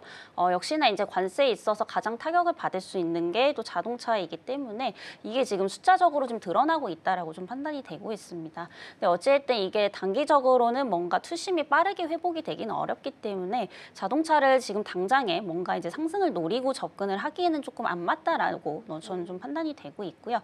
다만 이제 이러한 어떤 저가 매수의 기회를 좀 이용을 하신다라고 한다면은 중장기적으로는 충분히 저는 좀 들고 갈 만하지 않을까라고 보고 있습니다. 그리고 트럼프 일기 때도 보게 되면은 사실상 이제 당선이 된 해에는 자동차 쪽이 좀 올라간 적이 거의 없었거든요. 근데 이제 어느 정도 저가 매수가 다다르게 되고 그 다음 해부터는 점진적인 반등 반등세가 좀 일어났던 그런 부분들이기 때문에 올해 내내 이제 자동차주들은 조금 크게 상승하긴 좀 어렵지 않을까라고 보고 있습니다. 물론 기술적으로 이제 많이 좀 과대낙폭이 되어 있기 때문에 상승 정도는 좀 나올 수 있겠지만은 그 폭은 상당히 좀 제한적일 가능성이 상당히 높다라고 좀 보고 있는 상황이고요. 아무래도 이제 내년 정도에 이제 해가 좀 바뀌었을 때 관세라는 키워드에 있어서 우리가 좀 시장 환경이 자유로워진다라고 한다면은 또 그만큼 이제 가장 낙폭이 심했던 자동차주들부터 좀 상승이 좀 나올 수 있기 때문에 단기 관점에서는 조금 맞지는 않지만은 중장기적으로는 그래도 지금 가격적인 메리트가 좀 있다라는 점까지 말씀드리겠습니다. 그러게요. 이 전략을 세우는 데 있어서 시기가 중요해 보입니다. 단기적으로 볼 때는 좀 어렵겠지만 중장기적으로 본다면 지금의 위치가 충분히 가격적인 메리트가 있는 위치다라는 말씀 주셨습니다. 반등이 나오면 가장 빠르게 나오긴 할 겁니다. 다만 이제 지금 많이 빠지고 있고 불확실성이 여전히 관세라는 부분이 좀 짓누르고 있는 상황이기 때문에 일단 단기적으로 봤을 때는 좀 부정적인 시각으로 보셔야 될 것 같습니다. 이제 5월이 끝나가고 6월을 맞이하게 되면서 전반적으로 증권가에서도 이제 하반기 전략에 대한 이야기들이 좀 나오고 있습니다. 하나증권에서 나왔던 리포트를 좀 참고해 보면 하반기에는 실적주 그리고 이제 8월에 들어가는 MSCI 편입에 대한 기대감 있는 종목들, 고배당주 이렇게 언급이 좀 됐는데요. 대표님 하반기 전략을 좀 미리 살펴본다면 어떤 관점에서 접근해 보면 좋을까요? 뭐 우리가 하반기라고 하면 사실상 그 이제 고배당주를 좀 빼놓을 수가 없을 것 같습니다. 그래서 이런 측면에서 본다면 여전히 이제 금융증권 그리고 통신 쪽은 여전히 좀 고배당 쪽에 속하기 때문에 중장기적 관점에서 배당 목적으로 한번 접근을 해보셔도 좀 좋지 않을까라는 말씀 드리겠고요. 그리고 하반기에는 아무래도 이제 관세에 대한 어떤 압박이라든지 이 시장에 미치는 민감도가 상반기보다는 많이 좀 둔화가 될 것으로 좀 보이고 있습니다. 그렇게 되면 지금 관세로 인해서 크게 좀 피해를 봤던 종목군들이 가장 빠르게 좀 치고 올라올 가능성이 상당히 좀 높다라고 보고 있기 때문에 하반기까지 보신다라고 한다면은 여전히 반도체주들에 대한 투자 관점도 저는 좀 유효하다라고 보여지고 있고요. 앞서 말씀드렸던 이런 자동차 관련주들도 관세에 있어서 이제 직접적인 타격이 있었기 때문에 여기에 따른 또 이제 수혜를 볼 수 있는 하반기 때는 자동차, 반도체 이쪽 이제 두 가지 섹터를 위주로 조금 보시는 것도 좋다라는 말씀 드리겠고요. 그리고 이와 더불어서 뭐 조성 방산 같은 경우에도 이제 하반기에는 조금씩 흐름이 둔화가 되겠지만 우상향은 계속해서 좀 유지를 해줄 것 같습니다. 그래서 최근 들어서 또 에탄 운반선에 대한 수주 얘기도 또 나오고 있고요. 결국에 이런 부분들이 이제 실적 부분에 있어서 좀 장기적으로 지켜 나올 것으로 보고 있기 때문에 여전히 조선 방산 쪽에 대한 투자 관점도 좀 유효하다라는 점 말씀드리겠고요. 지금 사실 가장 피하셔야 될 부분들이 저는 조금 단기적으로는 바이오 쪽이라고 좀 판단이 됩니다. 왜냐하면 이제 약가 인하에 대한 부분들이 상당히 좀 거슬리는 이제 상황인데요. 아무래도 이제 트럼프 같은 경우에 약가 인하를 좀 추진을 하려고 하다 보니까 특히나 이제 우리나라 같은 경우에 이제 막 임상을 시작한 기업들이 굉장히 많이 있습니다. 여기에 있어서 신약 개발 기업들은 투자할 때 굉장히 좀 천문학적인 많은 돈이 이제 들어가기 때문에 그만큼 비싸게 팔아야 되는 거거든요. 근데 이게 이제 약가 인하로 좀 이어지게 되면은 그만큼 이제 마진이 이제 감소하는 이런 부분들에 있어서 좀 타격이 있을 것으로 보이고 있기 때문에 바이오 쪽을 좀 보셔야 된다라고 한다면 저는 오히려 이제 CDMO나 CMO 쪽은 또 수혜를 볼 수 있을 것으로 보입니다. 아무래도 이제 약가를 인하하게 되면은 신약 개발 기업들은 많이 이제 또 생산을 하려고 하겠죠. 그럼 이제 대신 생산을 해주는 이 CDMO 쪽, 특히나 이제 삼성바이오로직스라든지 셀트리온 쪽은 오히려 좀 수혜를 볼 수 있기 때문에 바이오 쪽은 이제 CDMO 쪽을 좀 중점적으로 보시면서 지금 대체적으로 이제 좀 우상향 기조를 대부분의 섹터가 좀 그리고는 있지만은 그 중에서도 이제 밸류가 굉장히 좀 싼 섹터들을 좀 담아보시는 게 좋지 않을까라는 말씀 드리겠습니다. 그렇군요.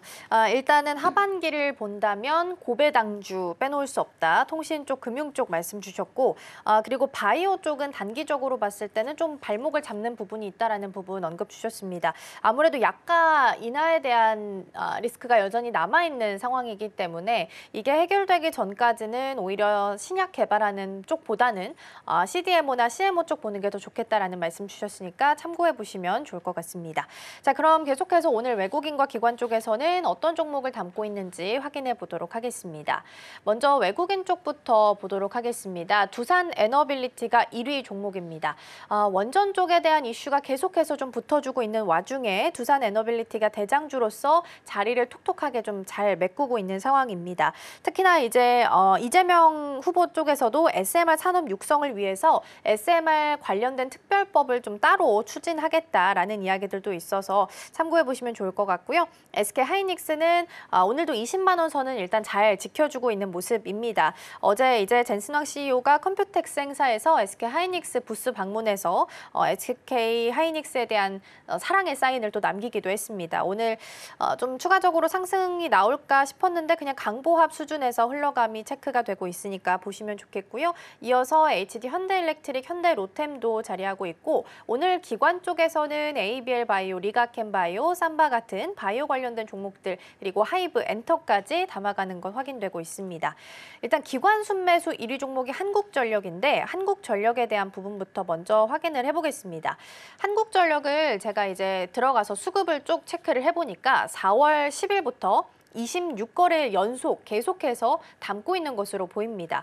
전력이 AI 돌리려면 많이 필요하다. 그리고 많이 쓰면 당연히 요금에 대한 부분도 있을 거기 때문에 수익성 개선한다라고 하면 한국전력이 바로 생각이 좀 나실 것 같아서 이렇게 외국인 투자자가 계속 들어오고 고점 부근에서 이 주가도 계속 머문다라는 부분은 그에 대한 이유를 이제 전력에 대한 부분에서 전력 사용에 대한 부분에서 좀 찾을 수 있을까요?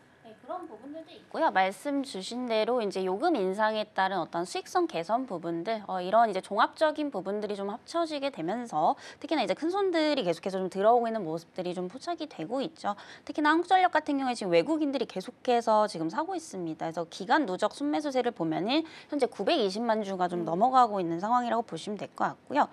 기관들도 지금 뭐 외국인만큼은 아니지만 500만 주 넘게 이제 매수를 하게 되면서 오히려 지금 개인 투자자분들만 좀 팔고 있는 이런 지금 상황이거든요. 워낙에 이제 한국전력 같은 경우에 과거에 이제 뭐 10년 전부터도 한국전력에 이제 물려 계셨던 분들이 상당히 좀 많이 있었다 보니까 이게 조금 상승이 나온다고 해서 지금 계속해서 좀 파는 이런 이제 어떤 행태들을 좀 보여주고 있는 게 아닌가라고 좀 판단이 되고 있습니다. 근데 우리가 지금 AI를 좋게 본다라고 한다면 사실 전력도 따라갈 수밖에 없는 그런 구조거든요. 그렇다면 반도체가 올라간다라고 하면 저는 그에 따른 전력 그리고 이제 원전 쪽도 같이 갈 수밖에 없다라고 좀 판단이 되고 있습니다.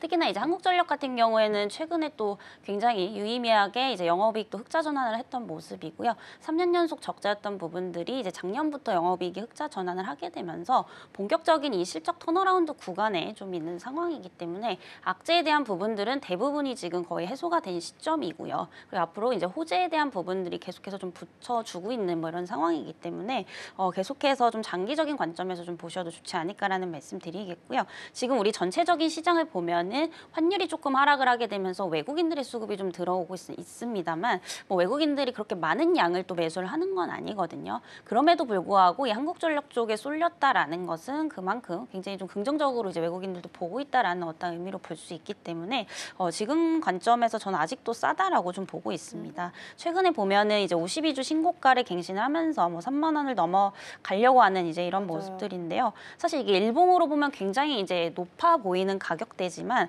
우리가 월봉으로 보게 되면은 지금 거의 보면 2020년 이후로 이제 신고가를 좀 갱신을 하고 있고요. 사실상 이제 과거 2016년과 비교를 해보더라도 이제 6만 원대였던 이제 시절이 있었습니다. 아직까지 뭐 반도 안 온 그런 상황이기 때문에 본격적인 어떤 실적 턴어라운드가 이루어지고 있고요. 또 AI 산업에 대한 부분들이 다시 한번 좀 부각이 된다라고 한다면 이 한국전력 역시도 중장기적으로 좀 상승이 나올 수밖에 없다라고 좀 보고 있기 때문에 지금 신규 관점에서도 저는 밸류에이션이 뭐 그렇게 비싸다라고는 생각이 안 됩니다. 다만 이제 또 쉬지 않고 올라왔던 부분들이 있기 때문에 기술적인 조정은 좀 감안을 하셔서 조정 시의 매수 관점으로 한번 접근을 해보셔도 좋지 않을까라는 말씀 드리겠습니다. 그러네요. 차트로 봤을 때는 또 막 엄청 높은 자리라고 볼 수는 없을 수도 있겠네요. 오늘 0.34% 상승불 켜고 있고 3만 원 이제 얼마 남지 않았습니다. 29,200원 선에서 흘러가고 있다라는 부분 체크해 보시면 좋겠고요. 일단은 지금 26거래일 연속, 그러니까 어제까지 어제 종가상 수급 봤을 때는 26거래일 연속 들어오고 있고요. 오늘도 맥쿼리 쪽에서 매수 상위 창구에서 이름 올리고 있다라는 부분도 함께 챙겨드립니다. 자, 그럼 계속해서 오늘 인기 있는 테마들도 함께 점검해 보도록 하겠습니다. 오늘 상위 테마 첫 번째로는 엔터테인먼트부터 보겠습니다. 관세 무풍지대이고요. 한한령에 대한 기대감이 있는 상황 속에서 이제 2분기 되면 실적 더 좋아질 거다라는 기대감이 모아지고 있는 상황이고요. 더불어서 이제 MD 상품에 대한 매출 기여도도 높아지면서 관심도가 함께 올라가고 있습니다. 두 번째 열어볼까요? 두 번째 우주항공이고요. 추가적으로 좀 더 보면 위성까지 좀 볼 수 있을 것 같아요. 오늘 AP 위성이 소식이 있었습니다. UAE의 투라야에 위성 통신 단말기를 공급한다라는 소식도 있었고요. 크게 본다면 이제 트럼프 대통령이 오늘 아침에 이제 골든돔 관련해서 임기 중에 가동하겠다라는 코멘트를 내놨습니다. 여기에도 위성이 좀 많이 필요한 상황이기 때문에 오늘 우주항공, 위성 관련주들 흐름 나쁘지 않게 흘러가고 있고요. 마지막 열어보겠습니다. 마지막 진단키트입니다. 코로나 재확산에 대한 이야기가 나오고 있습니다. 태국에서 2주 새 5만 명이 확진됐다라고 하고요. 홍콩에서는 사망자도 좀 늘어나게 되면서 진단키트 관련주들이 좀 움직임을 보이곤 있습니다. 시간 외에서도 움직임이 있긴 했습니다만 이쪽은 워낙 시총이 좀 작고 빠르게 움직이고 변동성 크기 때문에 주의가 필요하다라는 부분도 한 번 더 체크 드리겠습니다. 자, 이렇게 해서 세 가지 테마 일단 열어봤고요. 대표님, 어느 쪽 먼저 전략을 좀 점검해 볼까요? 네, 엔터 쪽은 앞으로도 좀 하반기까지 계속 좀 지켜보셔야 되지 않을까라고 보고 있고요. 오늘은 좀 그 상승에 대한 부분들이 좀 어제에 비하면 약화가 되고 있는 상황이지만 최근의 추세 자체는 계속해서 빠른 반등을 이루어내면서 우상향 기조를 좀 그리고 있다라는 점, 이 부분을 좀 참고해 보시면 될 것 같고요. 그래서 제가 앞서서도 좀 말씀을 드렸지만은 지금 미국 관세, 특히나 이제 압박에 대한 부분들은 굉장히 좀 누그러든 상황이지만은 이게 이제 경기에 어떤 영향을 미칠지는 하반기까지 계속해서 좀 보셔야 된다라고 말씀을 좀 드리고 있습니다. 그럴 수밖에 없는 게 지금 아무래도 관세를 많이 올리게 되면은 결국에는 이제 물가도 동반 상승을 할 수밖에 없기 때문에 미국에서 지금 원하는 게 이제 인플레이션을 빨리 잡는 거거든요. 그럼 결국에 이제 인플레이션을 잡는 게 아니라 오히려 지금 우려감으로 다시 한번 좀 번질 수가 있다라는 점을 감안해 본다면 이 관세에 대한 키워드는 하반기까지 우리를 조금 괴롭히지 않을까라고 좀 보고 있습니다. 그래서 우리가 이제 흔히 얘기하는 관세 무풍지대라고 하는 이 섹터들은 포트폴리오에 한두 개쯤은 꼭 가져가셔야 된다라는 점에서 이 엔터주들 역시도 여기에 따른 또 직접적인 수혜를 볼 수 있다라고 좀 판단이 되고 있는 상황이고요.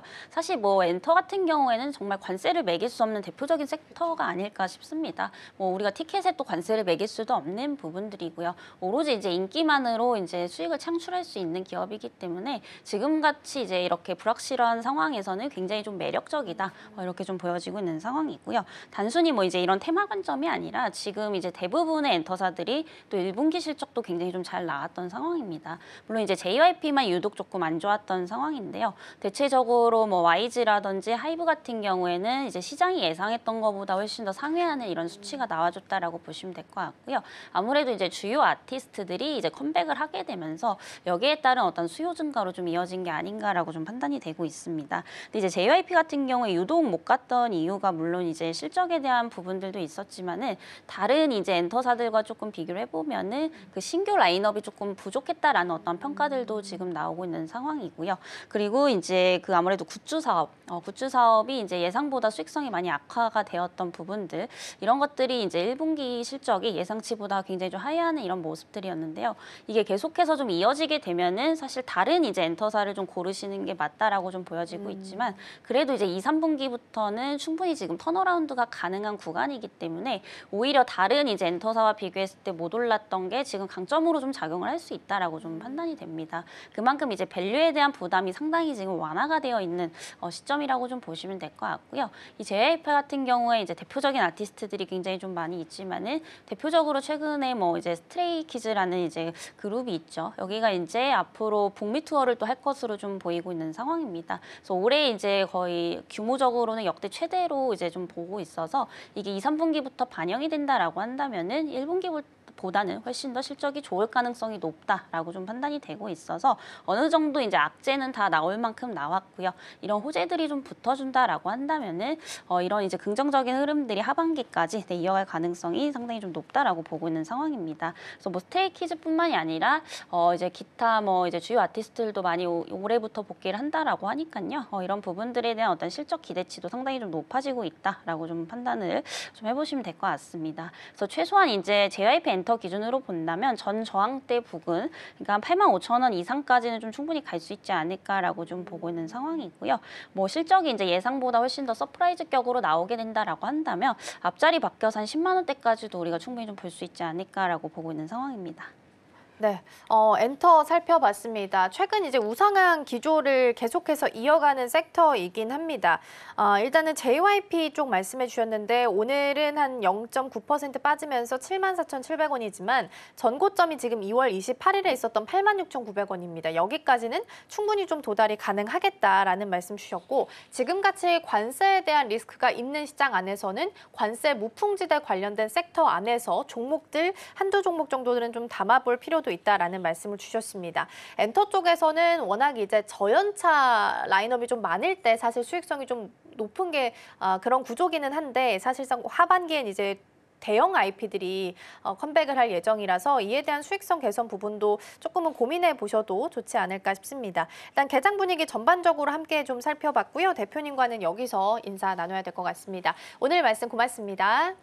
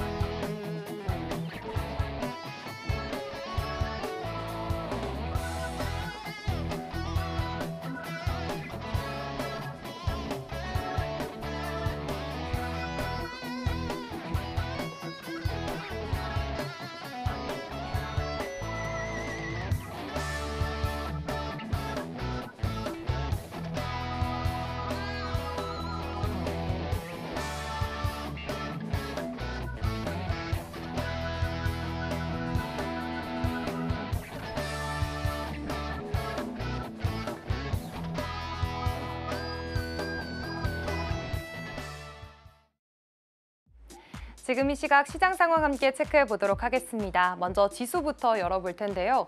간밤 뉴욕 증시는 3대 지수가 일제히 하락했기 때문에 오늘 우리 시장도 그 영향을 받지 않을까 했지만 그래도 다행히 오늘 양시장 상승으로 출발했습니다. 현재는 그 상승폭을 더 확대한 모습인데요. 코스피는 1%가량 올라주면서 2630선 지나가는 모습 보여주고 있고요. 코스닥은 1.18% 상승해주면서 724선 지나가고 있습니다. 그렇다면 수급 상황 또 체크해 보도록 하겠습니다. 먼저 코스피 시장입니다. 오늘 코스피 시장에서는 외국인과 기관, 그래도 메이저 주체들의 수급이 들어온 모습입니다. 외국인 722억 원, 기관은 616억 원 사들이는 모습이고요. 하지만 개인의 팔자세가 좀 큰 모습입니다. 1,500억 원 가까이 물량 팔아치우는 모습 포착되고 있습니다. 이어서 코스닥 시장도 이동해 보겠습니다. 코스닥 시장에서는 현재 기관만이 물량을 사들이고 있는 모습입니다. 220억 원 담아가는 모습이고요. 개인과 외국인의 그런 매도세도 나타나고 있습니다. 개인 71억 원, 외국인은 그 폭이 조금 더 커서 100억 원 가까이 물량 팔아치우고 있습니다. 그렇다면 이어서 업종별 등락률 체크해 보겠습니다. 먼저 코스피 시장에서 상승하는 업종들입니다. 현재 코스피 시장에서는 건설업이 2.7%로 강한 모습 보여주고 있고요. 의약품도 2.17% 강세 나타내고 있습니다. 아무래도 중화권에서 코로나가 다시 재확산되고 있다는 소식 속에서 국내 코로나 관련주들 급등세 나타내고 있습니다. 오늘 의약품 강세 이어지고 있고요. 유통업도 좋은 흐름, 그리고 증권과 기계까지도 2.1%가량 이상의 그런 좋은 흐름 나타나고 있습니다. 특히나 기계단에서는 오늘 두산에너빌리티가 오늘까지도 좀 강세 이어가는 가운데 좋은 흐름 이어지고 있다는 거 포착해 볼 수가 있겠습니다. 그렇다면 이어서 하락하는 업종들도 체크해 보시죠. 현재 음식료품의 하락세가 보여지고 있습니다. 0.4%가량 소폭이긴 하지만 떨어지고 있는데요. 황제주였던 삼양식품도 오늘 장에서는 물량이 조금 빠지는 모습도 나타나고 있습니다. 그렇다면 이어서 코스닥에서 상승하는 업종들 체크해 보시죠. 현재 코스닥에서는 기타 서비스 2.21% 강세, 운송 장비 부품도 좋은 흐름 보여주고 있고요. 제약 쪽도 2% 이상의 좀 강세 나타나고 있습니다. 진단 키트 쪽이나 미용 의료기기 단 오늘 장안에서 좋은 흐름 보여지고 있기 때문에 이 부분도 체크해 보시면 좋을 것 같고요. 이어서 하락하는 업종들도 체크해 보겠습니다. 네, 코스닥에서는 출판 매체 복제가 0.39%, 운송 0.37% 이렇게 나머지 업종들이 큰 폭은 아니지만 0.3% 이하로 조금 하락하는 모습 보여지고 있으니까요. 이 점 끝까지도 한번 지켜보면서 지켜보시면 좋을 것 같습니다. 그렇다면 이번에는 거래대금 살펴보도록 하겠습니다. 거래대금 상위 종목들 코스피 시장 확인해 보시죠. 현재 코스피 시장에서는 두산에너빌리티가 오늘도 거래대금 상위단에 자리를 하고 있습니다. 3.36%대 강세 나타내면서 이제 4만 원 선 터치를 좀 바라보고 있는 시점입니다. 아무래도 전 세계에서 AI 데이터 센터를 구축하겠다라는 움직임으로 인해서 좀 전력 수요가 증가를 하고 있고요. 이에 따라서 가스터빈이나 원전 수주에 대한 기대감이 나타나고 있는 두산에너빌리티, 오늘장 안에서도 좋은 흐름 보여지고 있습니다. 증권가에서는 목표가를 줄줄이 계속 높게 잡고 있는 상황입니다. 또 다음으로는 삼성전자와 SK하이닉스 역시나 반도체 투탑도 거래대금 상위단에 위치해 있습니다. 폭이 강보합권의 흐름에서 좀 지나가고 있는 상황이고요. 삼성전자가 0.7%, SK하이닉스도 동일하게 좀 극폭 가져가고 있는 모습 포착이 되고 있습니다. SK하이닉스의 경우에는 어제장에서 이제 젠스당 CEO가 컴퓨텍스 행사에서 SK하이닉스 부스에 참여를 하면서 계속해서 러브콜 보내주는 좋은 흐름 보여지기도 했었고요. 삼성전자도 닌텐도발 훈풍으로 인해서 오늘 장안에서도 상승분 가져가고 있습니다. 또 다음으로 삼성중공업 4.76%대 강세 나타내면서 14,000원 선 지나가고 있습니다. 오늘 전반적으로 좀 조선도 잠시 눌렸다가 다시 살아나고 있는 모습 보이고 있으니까요. 삼성중공업도 좋은 흐름 나타나고 있고요. 현대로템 4.31%, 역시나 오늘 조선 방산주들 동시에 잘 가는 모습 보여지고 있습니다. 그렇다면 이어서 코스닥 시장도 함께 이동을 해보도록 하겠습니다. 거래대금 상위단 안에서는 ICTK가 현재 1위를 차지하고 있습니다. 21%대 급등세 나타내고 있는데요. 아까까지만 해도 좀 상한가를 좀 터치했다가 또 잠시 내려온 모습이기도 합니다. ICTK는 양자 암호 보안 칩이 좀 대표 제품으로 불리기도 하는데, 이 칩이 WIPO 글로벌 어워드의 최종 후보에 올랐다라는 소식이 전해지면서 급등세 나타나고 있는 모습입니다. 또 요즘 코스닥 시장 내에서는 이런 신규 상장주들이 좀 좋은 흐름을 보여주고 있습니다. 바이오비주나 오가노이드 사이언스 같은 이런 흐름들 오늘 장안에서도 좋은 시세 가져가고 있는데요. 바이오비주는 어제 코스닥에 데뷔했던 신규 상장주입니다. 어제 장에서도 101%로 거래를 마감했었는데 오늘 장안에서도 8% 추가 상승분 가져가고 있는 모습이고요. 오가노이드 사이언스 15%대 급등세로 오늘 좋은 모습 보여주고 있습니다. 나우로보틱스처럼 로봇주들 오늘 4.6% 오늘 다시 올라오는 모습도 보여지고 있고요. 로킷 헬스케어까지 5.39% 상승세 보여지고 있습니다. 또 현재 화면에는 없지만 이 수젠텍이나 시젠처럼 이 코로나19 재확산 소식으로 인해서 진단키트 관련주들도 오늘 장안에서 급등세 나타내고 있으니까요. 이 점도 체크해 보시면 좋겠습니다. 그렇다면 이어서 시총 상위 종목들의 움직임 체크해 보도록 하겠습니다. 먼저 코스피 시장인데요. 현재 코스피 시총 상위주들에서는 현대차의 낙폭만 보여지고 있습니다. 0.05% 약보합권의 흐름 보여지긴 하지만 지금 19만 원 선을 넘을 수 있을지도 한번 관건으로 보여지고 있는 상황이고요. 또 LG에너지솔루션 어제장에서는 좀 많이 빠지는 모습을 보이기도 했었는데 오늘 장안에서는 저가 매수세 들어오는 모습 보여지고 있습니다. 1%가 넘는 오름세 기록하면서 과연 이 시세가 오후까지도 이어질 수 있을지도 관전 포인트로 체크를 해보시면 좋겠습니다. 또 오늘 하나에어로스페이스 그리고 HD 현대중공업처럼 조선과 방산주들의 움직임도 좋습니다. 하나에어로스페이스 1.8% 그리고 HD 현대중공업은 2.5%가량 상승폭 확대해 나가는 모습이고요. 그리고 삼성전자, SK하이닉스 지금은 좀 그 상승폭이 좀 많이 축소된 모습이긴 합니다. SK하이닉스의 경우에는 아무래도 간밤 엔비디아가 또 하락세를 보였기 때문에 오늘 장안에서는 지수의 상승이 다소 제한되는 모습도 포착이 되고 있습니다. 그렇다면 이어서 코스닥 시장도 함께 넘어가 보도록 하겠습니다. 네, 현재 코스닥 시장은 분위기가 좋은 흐름 연출되고 있습니다. 현재 전부 빨간불 켜내고 있는 상황인데요. 알테오젠 오늘 3.31%가량 좀 강하게 빨간불 켜주면서 이 코스닥 지수를 견인하고 있는 모습도 포착이 되고 있고요. 또 어제장에서 많이 빠졌었던 역시나 2차 전지주들 오늘 에코프로 그룹주들에게도 매수세가 옮겨 붙는 모습도 포착이 되고 있습니다. 또 오늘 휴젤의 급등세가 좀 눈에 띕니다. 7%가량 상승해주면서 36만 원 선 넘어가는 모습 확인이 되고 있고요. 역시나 미용의료기기단도 좋은 흐름 이어지고 있습니다. 파마리서치와 클래시스까지도 이 휴젤의 이런 네, 휴젤의 낙수 효과로 인해서 역시나 미용 의료기기 단도 좋은 흐름 보여지고 있다는 점 체크해 보실 수 있겠고요. 펩트론 오늘 비만 치료 관련주들도 2.75%대 강세 이어가면서 오늘 전반적으로 제약 바이오주들 좀 훈풍 불고 있고요. 또 2차 전지주 관련해서도 훈풍 받아가는 모습입니다. 그리고 로봇주들 이번 주에 잠깐 눌리는 모습을 보이기도 했었는데 오늘 장안에서 레인보우 로보틱스도 저가 매수세 유입으로 0.74% 오름세 기록하면서 좋은 흐름 보여주고 있습니다. 지금까지 시장 상황 전해드렸습니다.